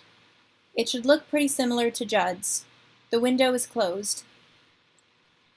Inside the Williams home, it's early in the morning. Specifically, we're inside the kitchen, where Mrs. Athena Williams is fixing something for breakfast or cleaning. The kitchen and the home itself aren't very much. There is, though, a sense of warmth there, a sense of family. There's a crucifix over the kitchen doorway. After a moment, Laurie starts creeping in from outside, trying desperately to be silent and avoiding being heard by her mother. Laurie is 9 years old. Laurie Williams, you really think I don't hear you walking right into this kitchen? Laurie starts running, but her mother's voice stops her almost immediately. Ma'am, you want to tell me where you were? I was outside. Oh, outside. Is that what's beyond that door? Yes, Mama. You know what I'm asking, child. Where were you? Just outside. Doing what? Helping Daddy. Helping Daddy? Yeah. Helping your daddy sleep? Because he's snoring away upstairs. He asked me to get up real early and start working. Oh, he did? Mm-hmm. Wake up before everybody and gets to working, he said. Huh. Well, I got a couple more questions if you don't mind. Laurie doesn't say anything. What time you get up to start working? Before sunrise. What'd you do? I got dressed real quiet and went outside. Got dressed into the same clothes you was wearing last night? Yes. Did Daddy tell you to take the clothes off the line too? Yeah. How'd that go? Not too hard. Well, I bet it wasn't, because I did it yesterday. Mr. Williams enters. Y'all are lively this morning. Any coffee, Mrs. Williams? John, your daughter here says you told her to wake up early this morning and get to working. So, no coffee? John, Uh-huh. she says she woke up before the sun did, put on her same clothes from last evening, and took the clothes off the line just like you asked. That sounds right to me. What? That sounds right to you. Sure does. John, I took the clothes off the line yesterday afternoon. I put some more up after. Who washed them first? Must have been me, I reckon. What are you talking about? Lori, you recall me saying I had a few extra pairs of pants and shirts needed a laundering? And that I'd throw them on the line overnight to be worn today at church? Yeah. Well, all right then. Lori, you must be mighty tired. Why don't you head back to sleep, baby? Thank you for being my little helper this morning. Lori exits. Before you get too upset at me, you're right, she was lying. Well, I knew she was lying the whole time. She couldn't keep any details straight. It's important she learns how to confess and ask forgiveness. You're right, I know it, believe me. Now, y'all must have been working in tandem, and I'd like to know what she's lying about. Well, I did have clothes that needed laundering. Don! I did! What I don't understand is why you came in here and lied to me. Let her right off the hook. Baby, she made a friend. Was it you? You two were a fine team just now. Her lying and you double lying. Athena, listen to me. She made a friend last night. Stayed up the whole evening talking. She what? I heard him through the window. You was sleeping like a rock, but I heard her talking to a little fella. A little fella? Telling him all about them constellations you've been teaching her. That girl looked up at the sky and saw Aquarius all by herself. Even remembered what it meant. Who's the little boy? I didn't hear his name. By the time I heard him, they was in deep conversation. Reckon he introduced himself while I was asleep. That or I wasn't paying attention. Better be the first one. Baby, don't you see what this means? We ain't gonna fear nothing no more. Not about Lori, at least. Lori creeps back into sight, eavesdropping. She wasn't shy or nothing? A natural. That's a little hard to believe. She was talking like she'd never get the chance to again. And you ain't got any idea who could have been the boy? No. I thought I heard him call him Bud or Buddy a few times, but that was all. No name. Mrs. Williams turns ghost white. What? John, don't you tell me you heard the name Judd, as in Judd Fry? No. I already thought of that. No chance. How can you tell me no chance? You think Judd Fry would let his boy wander around at night near our home? Not on purpose, no. I imagine that man's got his house protected with some ironclad authority. Ain't nobody doing anything he don't demand of first. Reckon that's right. Still a mighty scary thought, John. I know. But let me tell you, I ain't worried. That help at all? I'll tell you when we should be worried. You ain't even a little concerned of that possibility? Of which one? That our daughter was talking with the underground clan's leader's son? Underground. John. Of course, Athena. But I truly don't believe that's what happened. And I'll tell you another thing. I doubt that Judd Fry will lay a hand on our family as long as I'm still preaching. Why not? God-fearing man like him wouldn't kill another. Not unless some real hatred tainted his heart. You don't think it already has? No. If it does, we'll know. Then why would she lie? If she ain't hiding something? Would you be itching to tell your parents about a crush? I... That's what I thought. Me neither. You're mighty optimistic. I have faith, Athena. Ain't you? Lori don't even know about the clan yet. She don't understand that kind of stuff. Reckon I don't either. If Judd Fry Sr. himself did, I bet you he'd leave it mighty quick. Lori exits silently, confused. Why was Lori outside so late anyway? I told her to go to bed. Was she asking to look at the sky with you? She always does. I said another time. I was about ready to keel over. I was so tired. I reckon she stole away to look herself then. You think? I wonder why she likes him so much. The stars is pretty. She gets so excited every time I tell her a constellation. She sees them before I even tell her. It's amazing. How could she do that? Tell you if I knew. She looked up the other night and said, "That looks like a big scoop and spoon, Mama." I said, "Well, it sure is. The Big Dipper's his name." That's unbelievable, Athena. She's got a knack for patterns, I suppose. A knack's one thing, but you're telling me she saw a picture on the stars before she even knew? Before she knew there was pictures to look for. That's something else.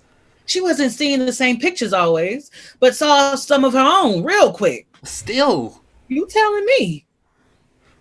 Well, I'm learning about our daughter left and right, ain't I? So am I. Not sure if it's such a good thing.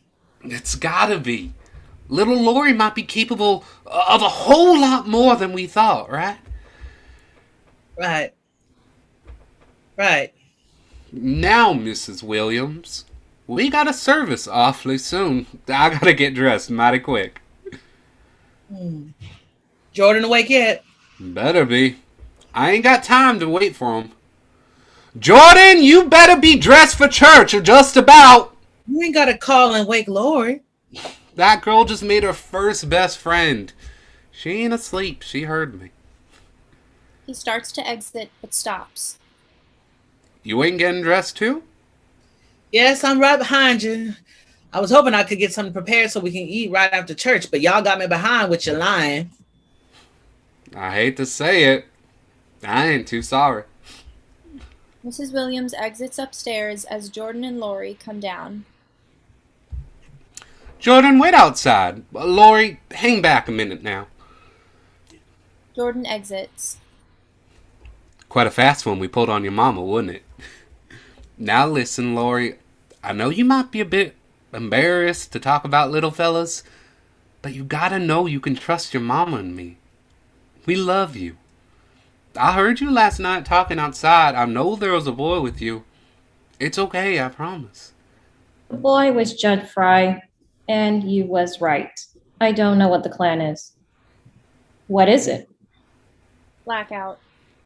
We see a night sky and hear sounds of crickets, wind rustling, bugs, etc. Judd enters quietly, but not terribly cautious. He can't see Lori yet. She's on the opposite side of the stage. She's been waiting for him. It's their spot. They're still 9 to 10-year-olds.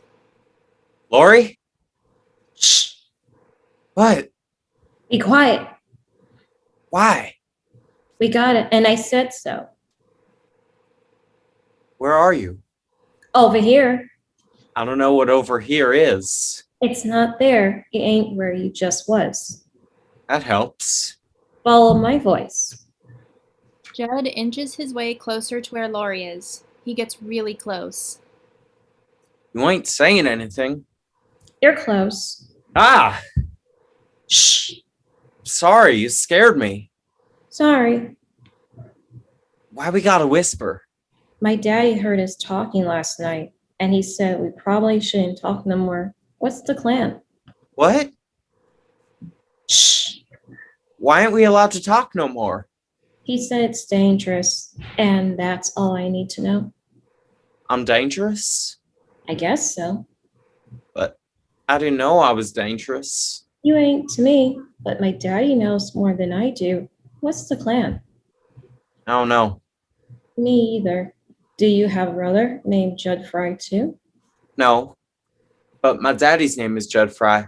I'm the third Judd so far. Well, that's plain it. Is your family gonna be mad I'm here? Yes, Uh-oh. but that's why we're whispering. They won't hear us talking this way. We ain't being dangerous. What did your daddy say about us talking? You don't know. You lied to him? No, he didn't ask me nothing. That's sneaky, Judd Fry. But it ain't dangerous, is it? I don't know. I don't ever want to be dangerous. I don't want to hurt nobody. I don't think you could. I saw you step around a book when you was leaving yesterday, so you wouldn't hurt it. I did do that. Thanks. Want to sit with me? You've been sitting this whole time? Duh.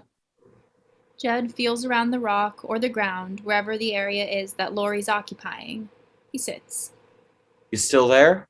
Of course. Why don't your folks want me around? My mama don't.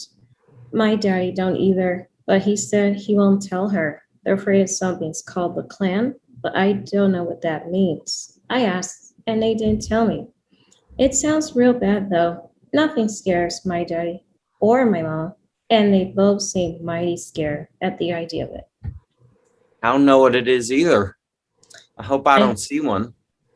I think you would know, would you? Maybe. But you don't sound too scared, so I'm not neither. I ain't scared, 'cause I don't know what I'd be scared of. I don't plan harming you. I don't think you can harm nobody. Not unless they harmed you first. I like that idea. Well, then that's that. We friends, and that's our business. Friends. Yeah, makes sense to me.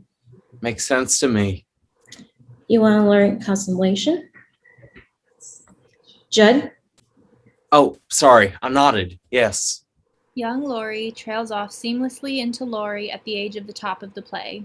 Judd now is also grown. The light starts slowly changing to the wee hours of the morning. It is now the day before the first scene of the play, so technically a Wednesday morning. I don't think I've ever seen a buffalo. Never? Have you? No. Well, there you have it.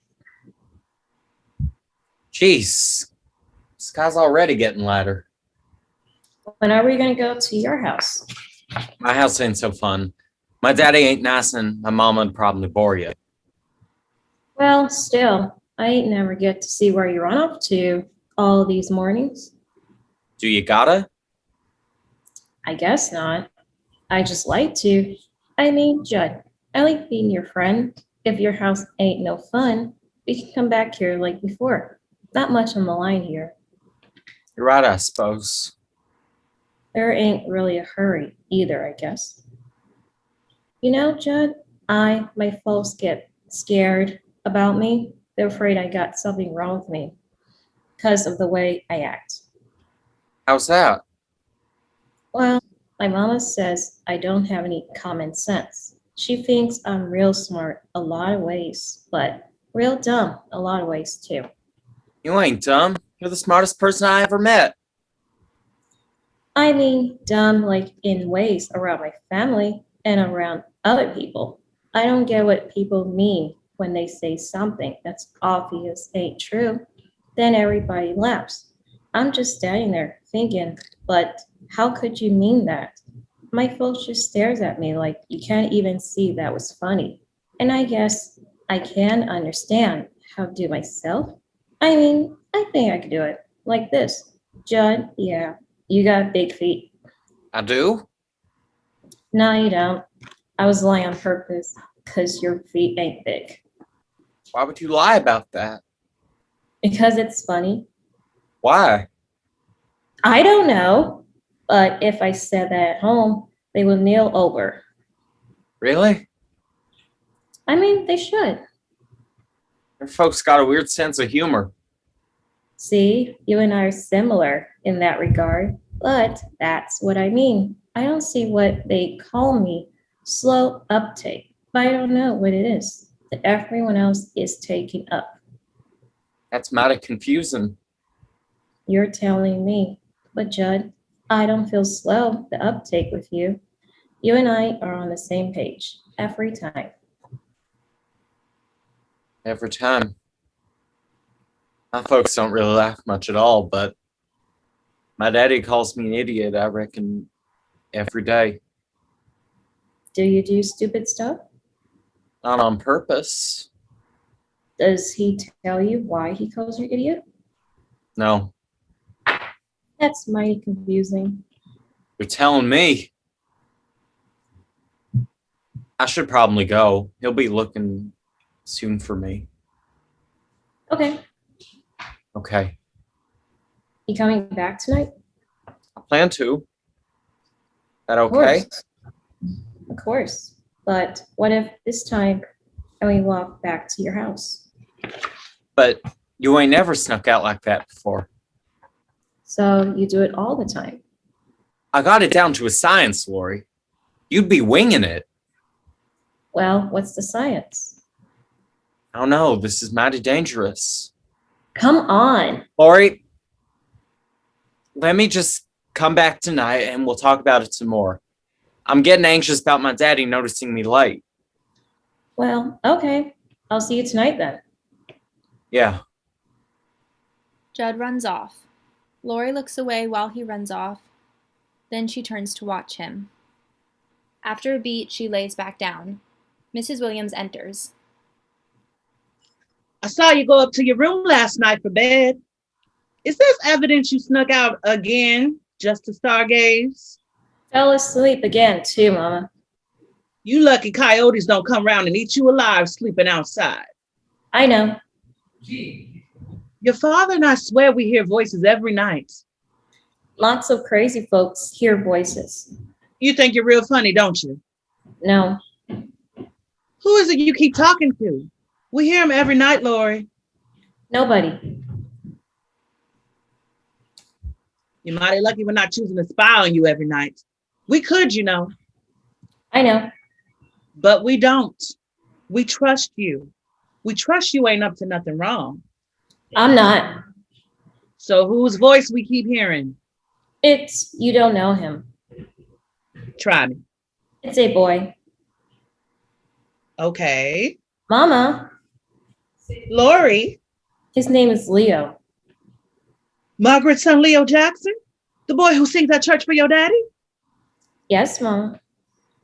Well, I'll be damned. He sure is cute. Stop it, Mama. I ain't doing anything. You're being weird. Oh, I remember when I thought it was weird too. Okay, fine, I'm done. You ain't gonna tell Daddy, are you? No. Just us.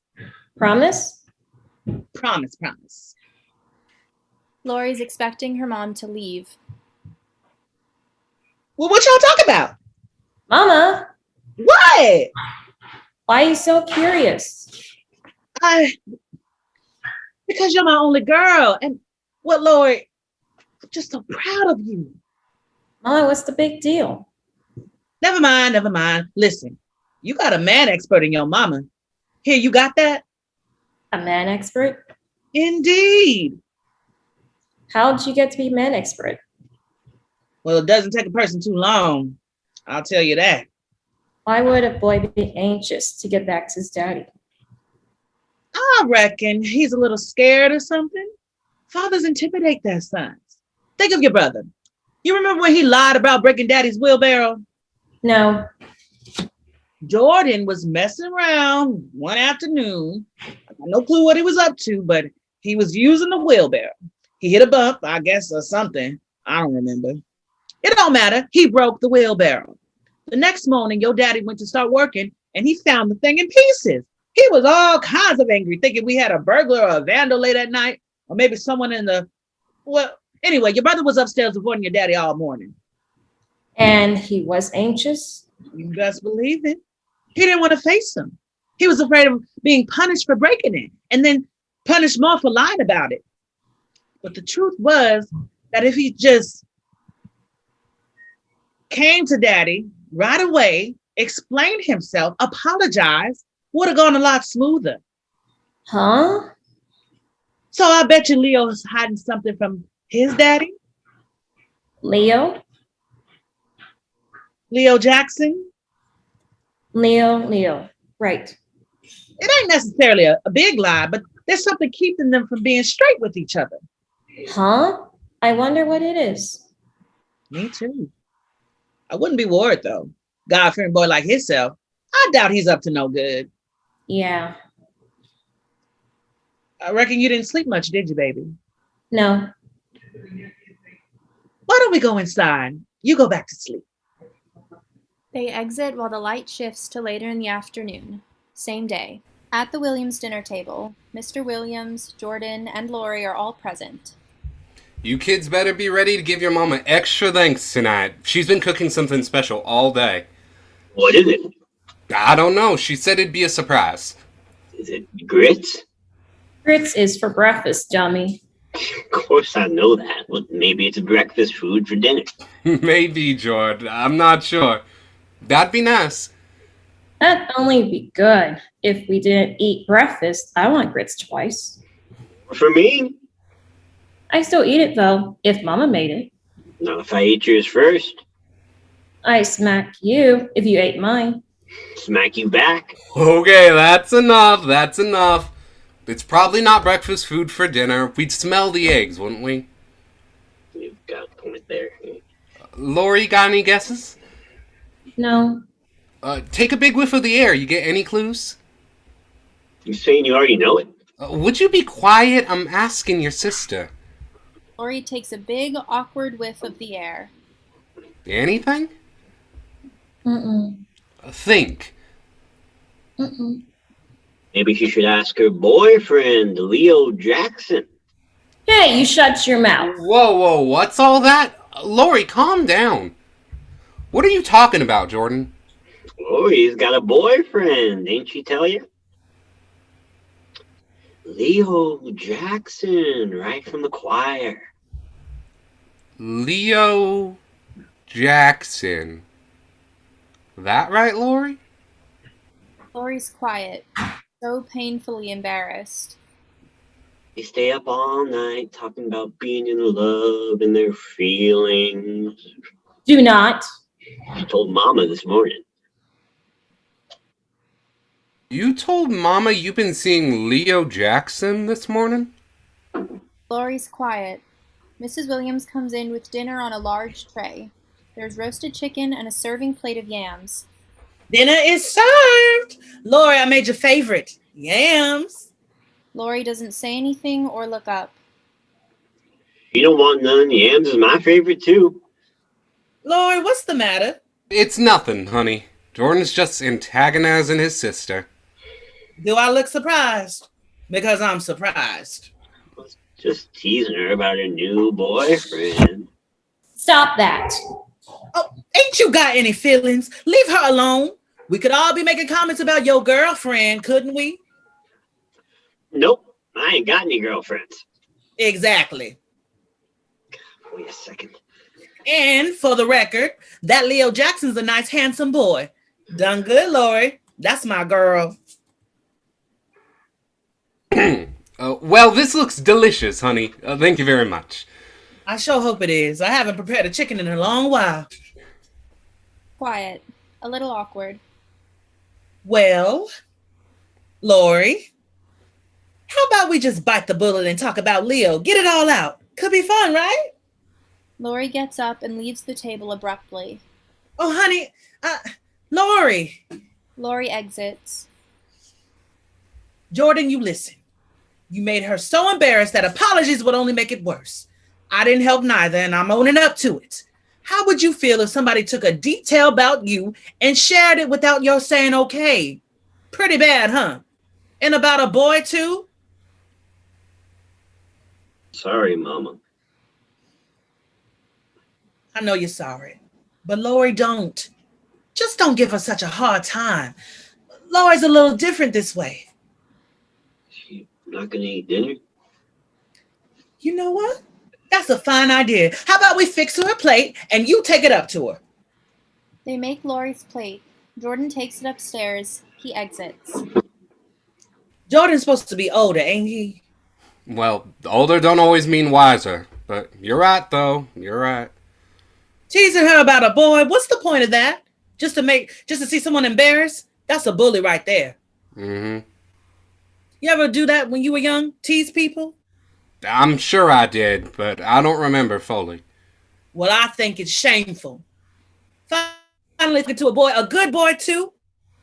And Mark's son, Leo. Mm-hmm. I bet you they was in church today even. Were they? I believe so, yes, singing. Singing? There you go. Good people. People we can trust. And her brother's making her feel sorry for it. Mm-hmm. Mm-hmm. Yes, I agree. You just agreeing? Yes. You ain't got nothing to add? You saying it all, ain't you? There's something I don't know about Leo Jackson? Not that I know of. The Jackson family? I don't think so. Then what's keeping you at such a loss for words? I ain't got to do much more than breathe to get your 2 cents most of the time. There was a white fella stopped by the church today after service. A doctor named Clarence. Said he was from Alabama. White fella? What he want? This Dr. Clarence said he specializes in children who have trouble being social. What's he got to do with the Jackson? I bet he could help Lori get into some sort of social... John, why ain't you listening to... because Leo Jackson isn't real. What do you mean he isn't real? Of course he's real. I met his damn mother. You have to... I mean...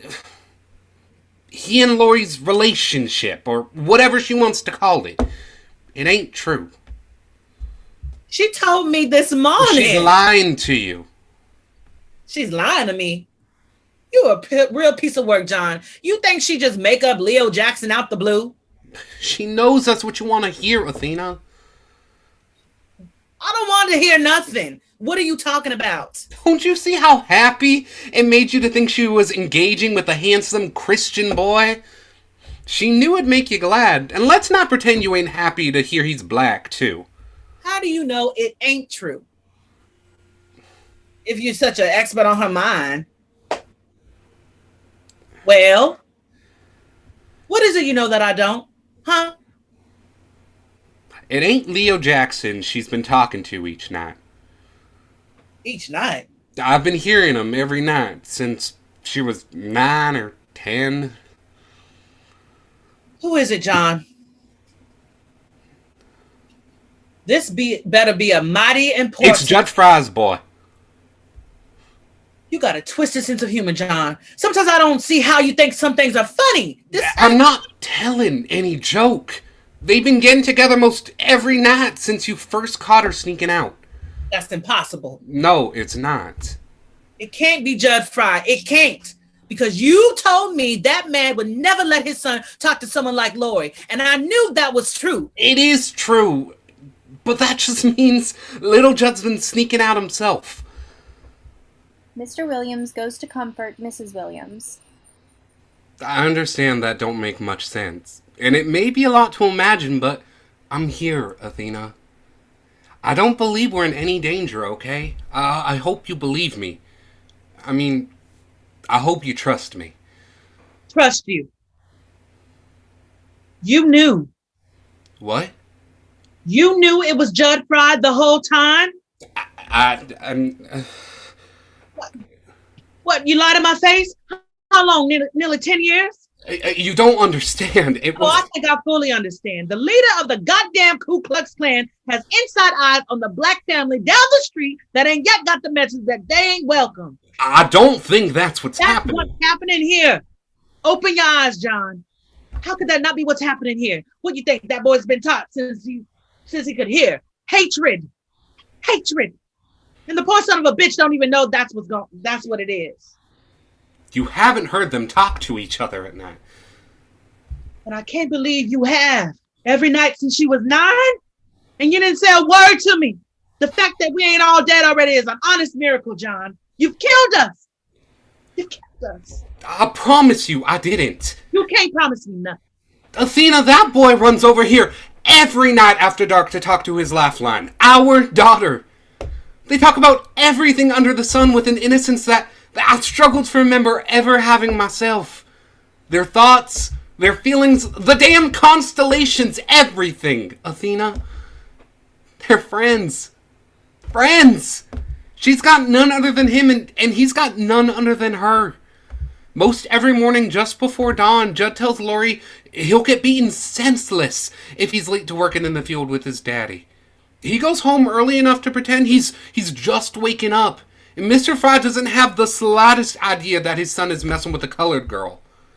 And based on how well Lori knows us, don't you think it makes sense why she'd feel compelled to lie about him? Why her lie would be that she was seeing a boy like Leo? Not much of nothing makes sense right now. Can't trust a damn word out your mouth. You have put our family lives on the line for 10 years. Our lives have been on the line for far longer than that, and you know it. Don't pretend like my line about Judd increased present danger beyond what it already was. What if she went over there, John? What if she followed to his home one night? Listen, I wouldn't have allowed it. You listen all night, every night? Most every night. If she got caught at Judd Fry's home? I know what would happen. No. Obviously you don't. Our daughter would be hanging from a tree, no different than a ripe fucking apple. Athena! I'm angry, John. Don't you tell me how to be angry. Every night I ask, you hear something? You must have just lied through your teeth. Nope, just the win, I reckon. Making me think I'm hearing things. You pretend like you can have all the trust in the world for that boy. Like you can have faith in him the same way you can have in our daughter. They're more similar than you realize. Well, they're far more different than you seem to realize, too. You have the same hatred for them that you think they have for you. What are you saying? You have the same hatred for them that you think they have for you. Think? That I think they have for me? No, that's not what People like Judd Fry shout that hate out for the whole town to praise, like he's some kind of damn hero for killing off all the colored folk. I'm just as certain of that as you are. All I'm saying is that if we forbade Lori from talking to someone like Judd Fry, then we're doing nothing but teaching her to do the same thing Judd is. So we just sit back, turn a blind eye, hope nothing happens. You kidding me, John? For now, that's what... I'm not letting our daughter be a martyr. Her life's in danger. All our lives are. Our lives are in danger the minute Mr. Fry finds out they know each other. But he ain't gonna find out anything so long as Judd gets to talk to Lori. How can you say that? He loves Lori, I'm sure of it. And I wouldn't be shocked to learn that he knows he ain't supposed to love her. Know her, even. So you think since he loves her so much, he gonna protect her? Exactly, Athena. And I think... And what? In a way, I think Lori loves him too. Jordan re-enters. Lori ain't hungry. Knocked a whole bunch, but she didn't say nothing for a while. She told you she didn't want any dinner? I think so. What do you mean you think so? Oh, I knocked and knocked. I called, no answer. I called and I told her that she could even have my yams and everything. Nothing. Why didn't you go in her room? Well, I tried, but the door's locked. What the? I don't think she's looking to talk to no one anyway, especially not me. That don't make any sense. She tell you to stop knocking before she ignore you completely. Jordan does something equivalent to shrugging. Lori? Mr. and Mrs. Williams stand and begin to head for Lori's room. They arrive at her door, finding it locked. They are not seen on stage because they are not in the room. All that is lit on stage is the locked door to Lori's room. Lori, baby, please open the door.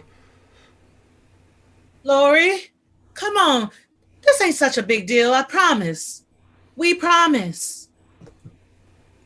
You know, maybe we should just let her be tonight. Let her be. She's got to eat, John. I know.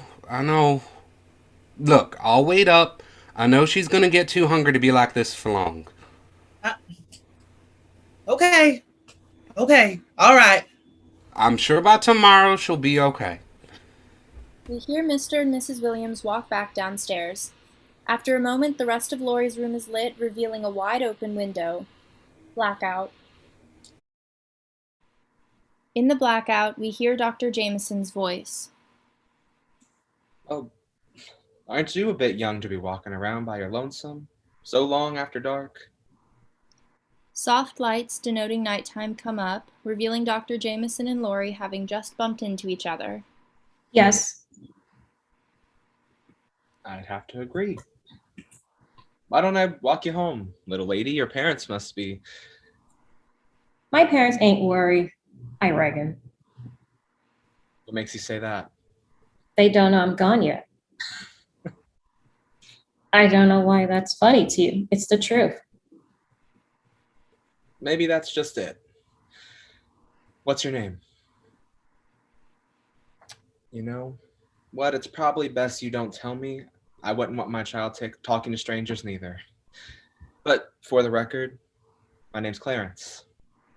Dr. Jameson extends a hand. Lori doesn't take it. If you don't want me walking you back home, you mind my asking where you're headed? Lori doesn't say anything. Or were you just out for a nice walk? I don't know exactly where I was going. Well, that's gonna make your way mighty hard to find. I'm looking for somebody. Maybe I can help. I'm trying to find my friend. He always comes and find me, I reckon. I never ask him how to get to his house, which is turning out to be a bigger problem than I thought. He comes and finds you at night? A little later than this hour, yes.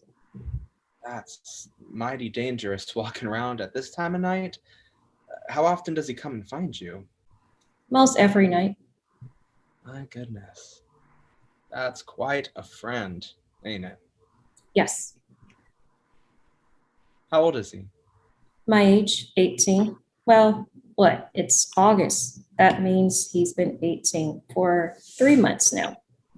That sounds familiar. Your friend have a name? He don't know you. I shouldn't say. You're Lori Williams, aren't you? No. No? How'd you know that? I was just with your friend. You was? Well, I was at the home of Judd Fry. Would that be your friend's name? Indeed. Lori, I'm not sure Judd's going to be visiting you tonight. In fact, I'm afraid he might not be able to visit for a while. What? You know, his house also isn't such a safe place. Is it on fire? No. I mean for you. You specifically, Lori. It's one thing for Judd to come visit you at your house, but I'd recommend you stay far away from his. Why? It's complicated, and I shouldn't be the one to explain it all to you. Why not? Explain what? I think it's a job for your mama or your daddy. My daddy says his house is dangerous too, but no one will tell me why. You gotta trust him. You're making this all up. I promise you, I'm not. You should go back home. Let Judd come and find you if he chooses. But we are friends. I know. I ain't got a better reason for you. Not one I can explain. It's just not safe. I don't get how it ain't safe, but he's fine. Lori, let me walk you home, okay? There's some stuff you need to know about the Fries. No. You ain't gonna want to hear them, but if no one else is telling you... This don't make any sense. I'm becoming very frustrated. I know, it doesn't. I know. You gotta trust me. But you're a stranger to me. This would be unsafe. You have any idea what happens in that house? My friend sleeps and eats supper and... No, Lori, that's not what I mean. I mean, do you know... Do you understand who goes to that house? Judd does. Yes, Judd goes to that house. I can't say that isn't true, but listen to me, Lori. Stranger that I am, to go to that house is suicide. I don't know what that means. You'll die, Lori. That's what it means. But why? He's dangerous. Lori freezes for a moment, then runs off back in the direction she came. Dr. Jameson calls after her. Lori! The lights slowly fade from late at night to early morning and finally midday. The woods near the Fry home. It's pre-supper time. Judd is sharpening a stick with a rock. This is a few moments before Act 1, Scene 4 would have started, the day after Dr. Jameson first arrived. Lori starts calling loudly, obliviously. Judd Fry! Lori? Judd Fry! You around here? Judd looks around quickly, spots her, waves, and sits back down where he was. Lori enters. Lori, what are you doing here? I have been here before, Judd. What are you talking about? You must have walked right past my house. Judd motions for her to get low on his level. What's with you? I am just coming over. Lori, I always come and get you. We walk together. You can't come over by yourself. Why not? That don't make any sense. Because no one can see you on the property. Me going to get you is how you know no one's around. You're real lucky. See, when the saddle by our front door's gone, that's another thing means no one's around. Means my daddy took his horse somewheres. Why is it I can't be seen? It's dangerous. You're the second person to tell me that? It's dangerous, dangerous. But I don't understand it. We are friends. Why can't I go to my friend's house? Who else told you that? Well, that's what I came to talk to you about. It was this fellow named Clarence. I bumped into him when I was looking to come over last night. The trouble was, I ain't never come over at night, so I got all confused how to get here. You met a fellow named Clarence? Yeah, he said he knew you. He said he was over last night before I had gone. He's a doctor. What was he doing here? He was testing me or asking about me. I don't know, really. Testing you how? My daddy thinks I'm an idiot, so he sent for the doctor to come make sure and take me away. Take you? Only that's not what really happened. That's not what really happened, I reckon. What happened? Mama came home after Dr. Jameson. Oh, his last name's Jameson. Got it. Mama came home after Dr. Jameson had already been there. She was real angry. I guess she had a bad day. Not only that, she didn't know Dr. Jameson had been called in for her in the first place. She started talking back to my dad, and he sent me outside before Dr. Jameson was done. So he ain't gonna take you nowhere? Not today, at least. I don't like the thoughts of that. Me neither. When I was outside, Dr. Jameson found me and started talking, asked me questions I didn't want to answer. Was he mean? No, but my daddy came out and yelled at him to go away pretty quick. That's weird. Your daddy was the one who wanted him there. Right, that is a little twisted up. My daddy don't think much into the future when he does things. How can you? I don't know, but it gives me an awful lot of anxiousness thinking ahead like that. Thinking to the future? Yeah, don't you feel that too? I mean, maybe a bit. Thinking about what? Well, I guess I don't know exactly. Think about being grown like my mama or my daddy, and I get nervous. Can't really imagine being anything other than what I am right now. What's that? 18 years, 3 months, and 8 days old. Right. Which makes you 18. That's right. Right. You remember. Well, you told me, so of course I did. You can imagine being grown. Not really. I mean, I can try to do it, but I don't see anything. I mean, how could it be any different than right now? It's gotta be. I realize it's gotta be, but I don't know anything except working fields. I don't know anywhere except here, and I don't know anyone except you, of course. So how could any of that change? Well, what do you like? Corn? That's not what I mean, but I like corn too. Corn's good. Corn is good. Yeah. What do you like to do is what I meant. Well, I don't know. Well, what are you doing right there? Making this stick here real sharp. Why? I don't know. Judd drops the rock and stick. He quickly gets a little restless and looks for something else to do with his hands.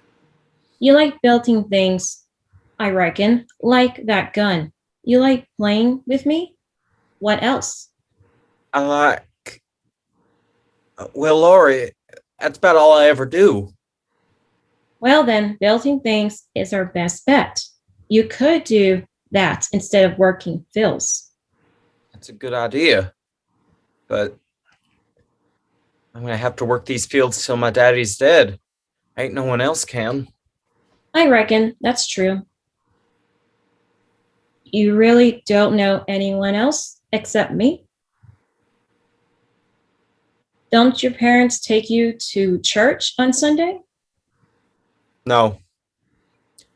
My daddy said we don't need to go to church on account of we just have a Bible and I have to read it a bunch. You like the Bible? A lot of it don't make any sense. That's what I think too. Only my daddy's a preacher, so I don't say nothing. It's true. God just said, let there be light. And then there was light. Who's asking to stop holding back the light? I asked my daddy. He didn't know. I never noticed that one. The only part that I like is the forgiveness part. That's the only part. No matter what, people can make good. If you can't make good, then there's no point in ever doing anything right. I guess so. It's true. The Bible has a path from temptations for everyone. It doesn't say what everyone does is good, just that a person who does bad things can also do good things too. That's a mighty important to me. Me too. But most of the other stuff seems, I don't know, silly. When the doctor's coming back? I don't know. Is he coming back? I think he will, but he didn't say. He says anything else to you? Who? What do you mean, who? The doctor, silly. I done told you what happened, Lori. Daddy came outside and sent him on his way. Wasn't much to say after that. Why ain't your daddy take to Dr. Jameson? Not sure he minds Dr. Jameson. I think he was just mad at Mama. See what I mean? I guess so. Lights fade on Judd and Lori. Lights fade up on William's home, and we hear, I caught up with that doctor I told you about. Stopped him after Mass this morning. What interest you have in a doctor? You serious? I've got Lori in mind, of course. Ain't nothing wrong with Lori, John. And this is the last I want to hear about the topic. I don't think there's anything wrong with her either, but there are things she ain't doing that she's supposed to be. Mr. and Mrs. Williams enter their home. It's dusk. Mrs. Williams just went out to call Mr. Williams in for dinner. They've both been working. Like what then? Well, first of all, she ain't talking to nobody. Outside of you-know-who, and she still thinks that's a secret. I was shy when I was young. You didn't socialize one bit, not even with a bunch of girlfriends? Where you think I was when I was young? Oh, right. Oh, right. I swear. But how'd we meet? We had to socialize. I still can't believe that group of preachers thought it'd be a good idea to take a black one with them. I think it was the best idea they ever had. Not to mention, I was the only black preacher they knew. They said, we're going on a church tour. Don't ask where. And you said, sounds good to me. Well, you weren't forced to come to the mass I was leading, right? Yeah, I didn't think so. That doesn't mean I was bouncing from group to group talking to everyone I saw. No, you're right. But you knew you could. You knew how to. Lori don't. Okay, so she's extra shy. I don't understand. Another thing Lori doesn't do is understand humor the way we do. I don't think I understand humor the way you do. You know what I mean, Athena. She don't pick up on none of the subtleties. And it's not like we're being terribly subtle all the time. Jordan don't always get every joke he hears either. They're just jokes. But Lori can't understand the logic of it all. She couldn't tell a joke from a confession, bless her heart. I don't see why that's such a problem. So our daughter's not funny. Who cares? Athena, how's she gonna make friends if she's the one that never laughs, that never has fun? That won't happen. She'll learn. That's how she'd have to approach it. She'd have to memorize what people laughed at and just repeat it. That don't make any sense, John. Of course it does. Certain words yield laughter. If she wants laughter, she'll just piece together which words do it, like a puzzle. But her way of piecing together those words will just be aimless trial and error, copying other people, if she gets to the point of laughing with other people in the first place. What? You got all the faith in the world, but no faith in our daughter. That's not true. That's not true? You think she's some kind of idiot? Like she's not going to do anything or meet anyone or nothing? Not on her own, no. How can you say that? You been letting her talk to that boy every night. Didn't she meet him on her own? She was by herself, but he only came to answer a question he had himself. What? Judd came to our house because his daddy had warned him a colored family moved in too close, and he couldn't figure out what color that would be. He didn't know what color his daddy meant? Truly. Truly. He told Lori he still gets frustrated when he hears people call someone black. Maybe this doctor need to meet Judd. Well, actually he is. He told me today, the doctor's an expert in what he called the feeble-minded. He said he met Judd and found him to be a type of idiot. I don't remember exactly which type of idiot, but an idiot that in the right circumstances was also a genius. Judd's got a great knowledge of numbers and patterns, he said. He's apparently real literal when he's talking, and he does very little socializing. Sound familiar? My daughter's not an idiot. I don't think our daughter's an idiot either. But she and Judd are cut from the same cloth. You can't tell me otherwise. So what? Well, so why else would they like to talk to each other so much? Why else would she take the time to lie about him? To protect that friendship? They're all they've got, and it got that way because they're the only ones that really understand each other. I understand girls enough to see why she do all those things too. I asked the doctor if he's ever seen little girls act like Judd before. I can't believe he actually told you who he was there for.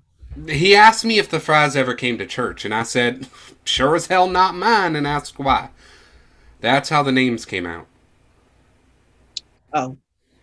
Well, he said he'd never heard of girls with the same type of brain as Judd's. He never met one himself. He said he reckoned it was sure possible. So there's no chance Lori is... No, Athena. That just proves you were right. Our daughter is unbelievably special. Jordan enters. Jordan? So you sit down, go up and call your sister too. Make sure y'all wash up. Supper will be on the table in a minute. Lights go down softly on Mr. and Mrs. Williams. Light hits Lori's bedroom door. Jordan knocks. Lori, you hungry? I hope you're not still upset with me, because dinner's ready. So So I think we should head downstairs together. Jordan calls and knocks again. Lori, you napping or something? Wake up if you are. He opens the door. Jordan walks in. Lori, Mama said supper's ready. He looks around. Lori? He sees a wide open window. Lori. Mama! Blackout. Sound of storm begins. Lori is walking outside, just about to reach the tool shed. Judd, it's raining. I wanted to find you. Tell you not to come over here, since it's raining. Lori sees light in the tool shed and approaches it, thinking he might be in there. She doesn't know it's the tool shed. She can't see inside, she only hears voices. She was about to knock when the sound of people stopped her. I'll get some other doctor down here. Put Judd somewhere he ain't making trouble. I won't say anything. You surrendering to me right now? Yes. Well, sometimes that don't matter. Sound of Mr. Fry shooting Dr. Jameson. Lori yelps. The sound frightened her. Hey! Hey, who's out there? Lori runs off. Lori's out of sight when Mr. Fry bursts out of the tool shed. Looking around, he doesn't see anyone, and he knows he can't just leave a dying body unattended in his shed. He quickly goes back in, shutting the door behind him. As the door shuts, lights hit a blackout. The rain ceases, and the lights slowly change from night to early morning to midday. Just under a week has passed. It's the following Thursday. Lori came to their spot in the woods again, waiting for Judd, who will doubtlessly be frustrated that she came alone again. Let's not forget that last time Lori was seen, she was sneaking out, and her family inevitably figured it out. Chances are she didn't see Judd all week. Now she's playing outside again, probably testing out her newfound freedom. She must be eager to talk. It's been a few moments, but where the hell is Judd? Lori then travels to the area around the front door of the house. The door to the tool shed, as well as one wall face of the outside of the tool shed, is visible. Lori doesn't hear much. Is anybody around? Lori checks near the front door of the Fry home and sees no saddle. Coast must be clear. Lori runs into the house. Judd, Fry, I told you I need your help getting here. I knew the way. Lori stops dead in her tracks, locking eyes with Mrs. Fry. The door shuts. The idea is we're seeing the same moments from Act 1, Scene 8, but from outside of the house. Pardon me? You must be Judd's mama. Indeed I am. I thought nobody was. You tell her to come over, Judd? At this moment, Mr. Fry enters with the saddle. He goes to hang it back where it usually is, the spot Lori checked. Once done, he then goes into the tool shed. Miss Williams, listen to me closely. I want you to get out of sight of this property, you understand? It is in your best interest not to be seen here. When you can come back, Judd will come and get you. You understand that, Lori? It's Lori, ain't it? Well, if you heard me, get a move on. Lori runs out of the house. Before she can make a sound, the door to the tool shed opens and Mr. Fry emerges. How would you know her name? Doctor told me you two was friends. I didn't believe him. Lori instinctively runs around a corner of the shed, barely escaping Mr. Fry's sight. But he thinks he heard something. Lori knows that if she makes a sound, she's lost. She has to stay silent until he goes inside. Mr. Fry slowly searches. He's got a hunch someone's got eyes on him. You know that feeling. She's your best and only friend, you think, Judd? Mr. Fry begins investigating. Yes. How'd you meet her? Mr. Fry begins walking the perimeter of the tool shed carefully. Lori is ahead of him barely. You didn't know what color he meant? And when I asked, he slapped me for talking back. Then what? I ran round after you and Daddy was asleep, looking for a family I didn't recognize. Then I heard this girl outside looking up at the stars. It was so late, though, and so dark. I couldn't tell what color she was at all. Lori steps on a stick. That was Lori. That was Lori. Lori and Mr. Fry both freeze. Dialogue continues as Lori carefully picks up a stick and throws it off stage. Mr. Fry looks in the direction of the sound, and Lori uses this as an opportunity to look at Mr. Fry and see where he is. He follows the sound off stage. Lori exhales for what feels like the first time in hours. She told me her name was Lori Williams, and she told me all about the stars we was looking at. We kept talking till the sun started to come back up. That's when I saw she was brown. I didn't realize it had to have been my birthday that next morning. Would you run straight to the fields? Tell Daddy you got up a little early? Yes. She know about your daddy? No. What you think would happen, Judd? I'm working on a gun. My God, Judd. For the moment, Lori feels like she's escaped a terrifying danger. She begins reliving what she was told by Mrs. Fry, internalizing it as a personal and eternal banishment from her Judd. You ain't mad? At you? I'm mad at me, damn it. Mama, don't cry. He was right. My God, that doctor was all kinds of right. How come you sent Lori away? Lori thinks she heard her name. She approaches the house to listen. You don't get it, Judd. And it's my fault you don't. You can't be friends without Lori no more. It's too dangerous. Lori isn't heartbroken as much as she is angered. I imagine both manifest in tears. Teddy can't beat you much more than he already does. At this moment, Mr. Fry is heard walking back, muttering to himself. Lori, with only seconds, runs and hides behind where the saddle is hanging, closer to the front door. Too dangerous for her, Judd. Oh. And you, for that matter. I can't believe I waited so long to get you out of here. I'm not going nowhere, Mama. You have to. No. Judd, you don't understand. The rest of your life is over if we don't get you somewhere out of harm's way and into good hands. I can't leave here. I can't leave here. You want to die here? Alone? I ain't alone. I got Lori. Mr. Fry takes one last hard look at his property as he stands by the front door. Ideally, he is extremely close to Lori without realizing it. That won't last, Judd. I'm sorry, sweetheart. I know you can't see it, but your daddy's stronger than you in this. I ain't got no one else but Lori, Mama, and ain't nobody stopping me from having her. You really think that, don't you? Mr. Fry enters the house. Hells with all the noise. I could hear y'all yelling halfway up the road. Judd runs out of the house, on a mission. As soon as the door closes behind Mr. Fry, Lori lets out an audible exhale, which Judd hears.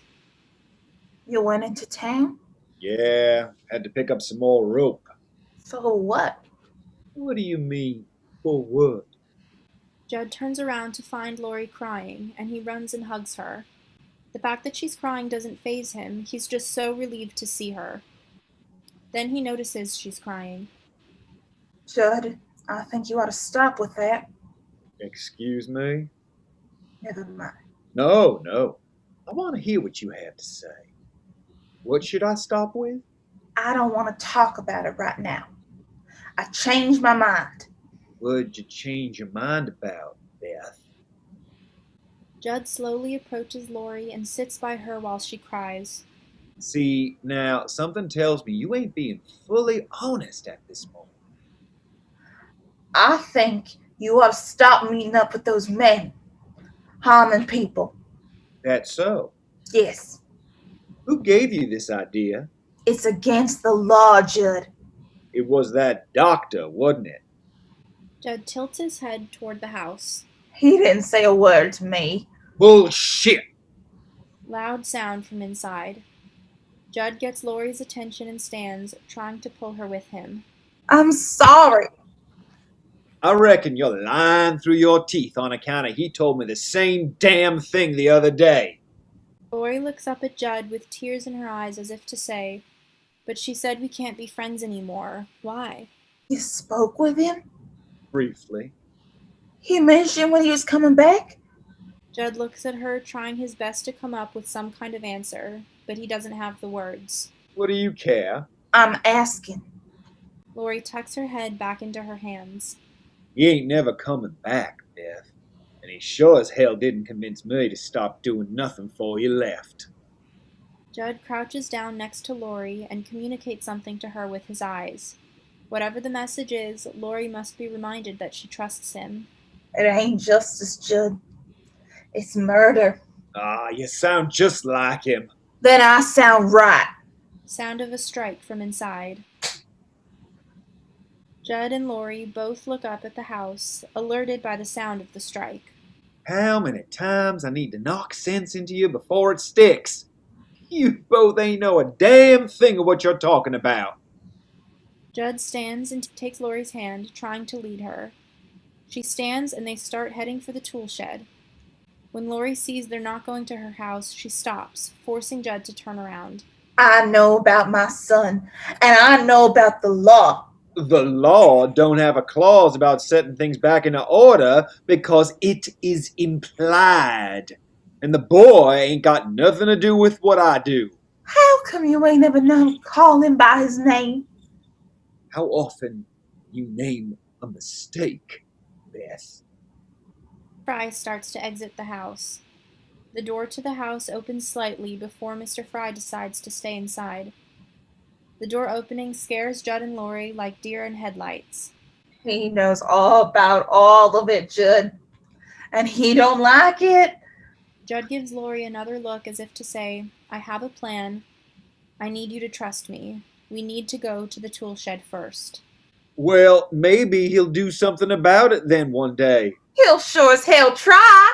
Now you're making me think that doctor's here in the room. I wish he was. What? You saying he should head to one of them schools? Yes, I changed my mind.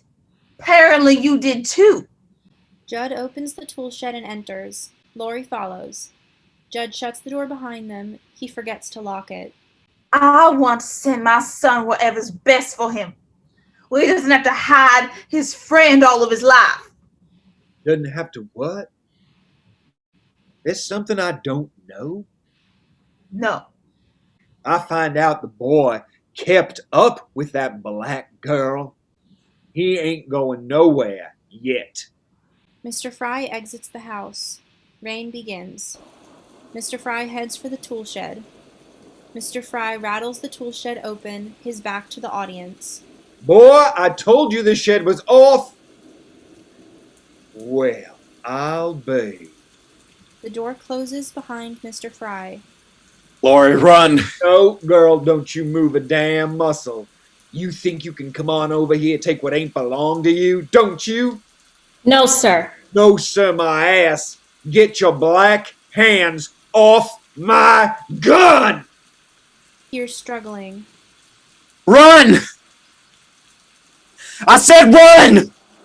Lori emerges from the tool shed and immediately breaks down with her back against the tool shed door. She can't bear to hear the struggle through the door. Mrs. Fry exits the house. She hears the struggle inside the shed and runs toward it to stop them. Before reaching the door, she finds Lori. Mrs. Fry crouches by Lori, hugs her despite the rain. She holds her. Damn it, boy, get off me! Sound of struggle inside. What the hell you doing letting a colored girl on my land into my shed lay her dirty hands on my gun? Well, stand up, damn it. Look at me when I'm talking at you. Now you tell me something, boy. This the first time that good-for-nothing's been on this land? No. Round this shed? No. Seen that gun? Yes. Liar! Sound of slap and falling to the floor. On the slap, Lori yelps and immediately covers her mouth. Mrs. Fry covers Lori's ears at the same time. What, she your little girlfriend or something? My son playing hooky with a black bitch, then letting her run when he knows his daddy had other plans. Lori found the pistol on the ground. That right? She just found it there? Stroke of luck, she saw it on the ground? Yes, you must have been too dumb to hide it yourself. What did you just say to me? I said you must have been too dumb to hide it. Then silence. The moment of silence terrifies Lori and alerts Mrs. Fry. She quickly gets Lori to her feet and coerces her to run home. Lori runs off stage. Mrs. Fry watches her go, takes a moment to look back at the shed, and runs back toward the home. You just made a big mistake. After a moment, Mr. Fry emerges from the tool shed with his gun. Mrs. Fry sees him from the front door of the home. He doesn't know she's there. He breaks down to his knees in tears. He shouts aimlessly at the rain. He looks back down at the gun and walks off in the direction Lori went. Mrs. Fry watches him go. Thunderclap as the lights go nearly fully out. Mrs. Fry goes back inside. After another moment, Judd emerges from the tool shed and looks to see if the saddle is still there. It is. He reasons Mr. Fry must have left on foot. Judd re-enters the tool shed. After a brief moment, Judd emerges from the tool shed with his weapon. He runs off in the direction Lori ran. Full blackout. Rain intensifies. In the blackout. Ms. Williams! Lori? Lori! The lights come up very minimally. It's nighttime and it's still raining. Lori is running, panting, and realizes all too quickly that she's disoriented. She loses track of where she is. As she hears voices, she tries to follow them immediately. The speed of each line builds slowly. Lori, where are you? Mama? Ms. Williams, where are you off to? Mama? Run. Judd? It's too late to be out playing. I just want to talk to yous all. And it's raining. Daddy? Where are you? Lori trips over herself and lands on the ground. After a moment, Mr. and Mrs. Williams appear. There you are. What are you doing out here, baby? It's pouring rain, Lori. What, you get lost? Why are you crying, Lori? What's wrong? Come on now, we'll talk about it at home. A gunshot fires and just missed Mr. Williams from behind. Mrs. Williams screams. Lori is in shock. John! John! The hell'd that come from? Mrs. Williams looks around frantically. Mr. Fry enters holding his gun. You son of a... Mr. Fry points the gun at Mrs. Williams. Don't you take another step. Mrs. Williams tries to move, but Mr. Williams puts an arm in front of her. Rain does a number to my aim, looks like. What are you What? doing? Well, this ain't how I intended to make my presence known to the Williams family, but it'll have to do. What do you want? Your daughter here tried to take something that didn't belong to her. Ain't that right, Lori? Don't say my daughter's name. Well, what is it I'm supposed to call her? Dog? Bitch? Another one comes to mind that I reckon you don't take very kindly to, so I'll be courteous. Why don't you just say sorry, huh? Sorry for stealing my property. Sorry for trying to lie about it. No. Look like I was talking to you. Now, Lori, as I said, I'd like an apology. That's all. Lori is almost completely withdrawn from the situation. You don't say a word, baby. I've no interest in staying out in this rain any more than you do, but I will until you do what's right. No response from Lori. Mr. Fry begins approaching Lori. It'd be awful dumb not to listen to me right now. Mr. Williams leaps at Mr. Fry, trying to knock the gun from his hand. It falls onto the ground, as do Mr. Fry and Mr. Williams. They struggle. Run! Get home! You think I don't remember where you live? Mr. Fry lands a punch that gets Mr. Williams off of him and down for the count. Dumb son of a bitch. Mr. Fry does not yet go to pick up his gun. You both dumber than I thought. Man with authority comes over here, and you both think you've got the power to resist him. See? That's why I gotta hit ya. I feel threatened, and I got every reason to be. And that's why I gotta keep hitting you animals. Get the message. Stay the hell down. Judd enters, focus fixed on his father. Mr. Fry catches sight of his son. What are you doing here? Nothing from Judd. Boy, you better go back home before I come over there and take you back home myself. Take me back home. You clever son of a bitch. Mama's not a bitch. Boy, you something else. What you come here to do? Save your little girlfriend? Stop me? Well, open up your damn eyes. She came onto my property. She took something that don't belong to her, and she tried to run away. That's 3 different crimes, all wrapped up in one black bitch. Judd snaps. Judd runs at his father, grapples him, and they struggle. He doesn't even use the weapon he built and brought with him. Mr. Fry doesn't take Judd's reaction seriously. Laurie, run away! The sound of Judd's voice calling her name alerts her, but she immediately recognizes her father's injured. Laurie is sensorily overloaded quickly again and freezes. Run! Mr. Fry is obviously stronger than Judd physically, and he tosses Judd back, who reels and falls on the ground. He's okay, he's just staying down, thinking of a better next move. There is a break in the fight. Still, no one has the gun.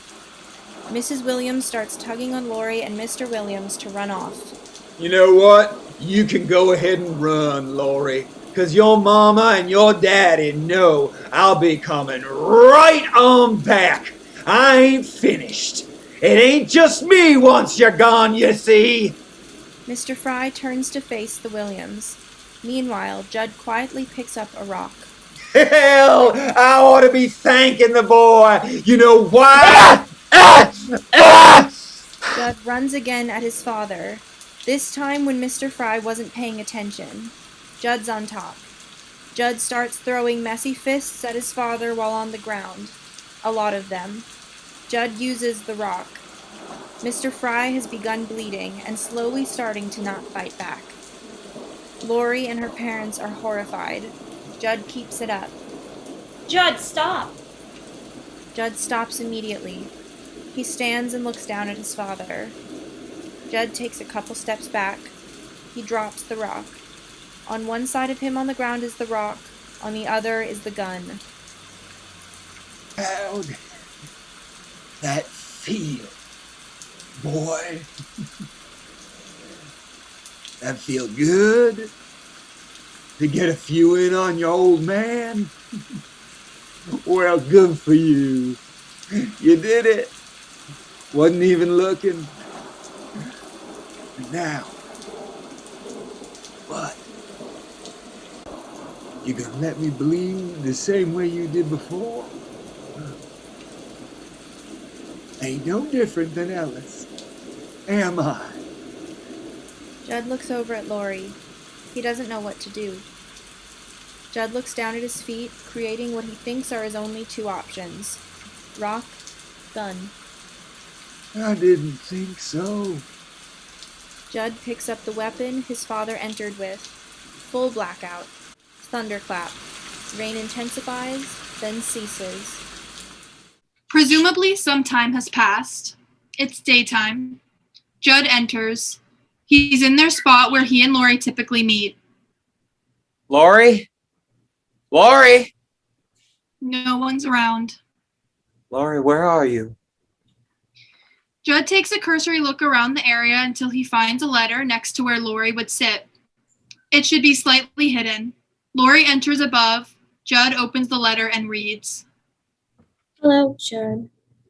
Hello yourself. Mama, Daddy, Jordan, and I ain't here. Figured I would start with what you probably wonder. Mama said we had to leave, and we had to leave fast. So we left, and we left fast. She said the trip Oklahoma territory would be long and dangerous, but that we don't have a choice. That made it easy for me to decide. She said we had to leave because of you. Well, because of what happened. I kept asking why at first. Then I stopped because, well, truthfully, I was glad to leave, Judd. I think I was wrong about you. I thought you was kind and gentle and treated poor. But you're just like your daddy, Judd, and that scares me. Made your face look scared to look at, and your eyes, and your hands, and your arms. I don't want to be around something I'm afraid of because it wasn't the good kind afraid. Like when I was sneaking out to see you, that was the good kind afraid because part of me almost wanted to get caught with you. I liked you. I liked you like remember Leo Jackson? Yes. I made it all up about us. First, I made up to lie to my mama, but then I told you because I thought it might make you jealous. I'm leaving you this letter because I don't want you to think I left because I hate you. In fact, well, Lori's not ready to finish that thought. we left to save ourselves. My mama, my daddy, my brother, and me. We was scared. I was scared, I guess. Actually, I am scared. The feeling isn't really going away. I do believe redemption, Judd, like we talked about. I believe it a lot, hard as it may be right now. I think that because I believe people are generally good. They try to be, that is, or they think they are.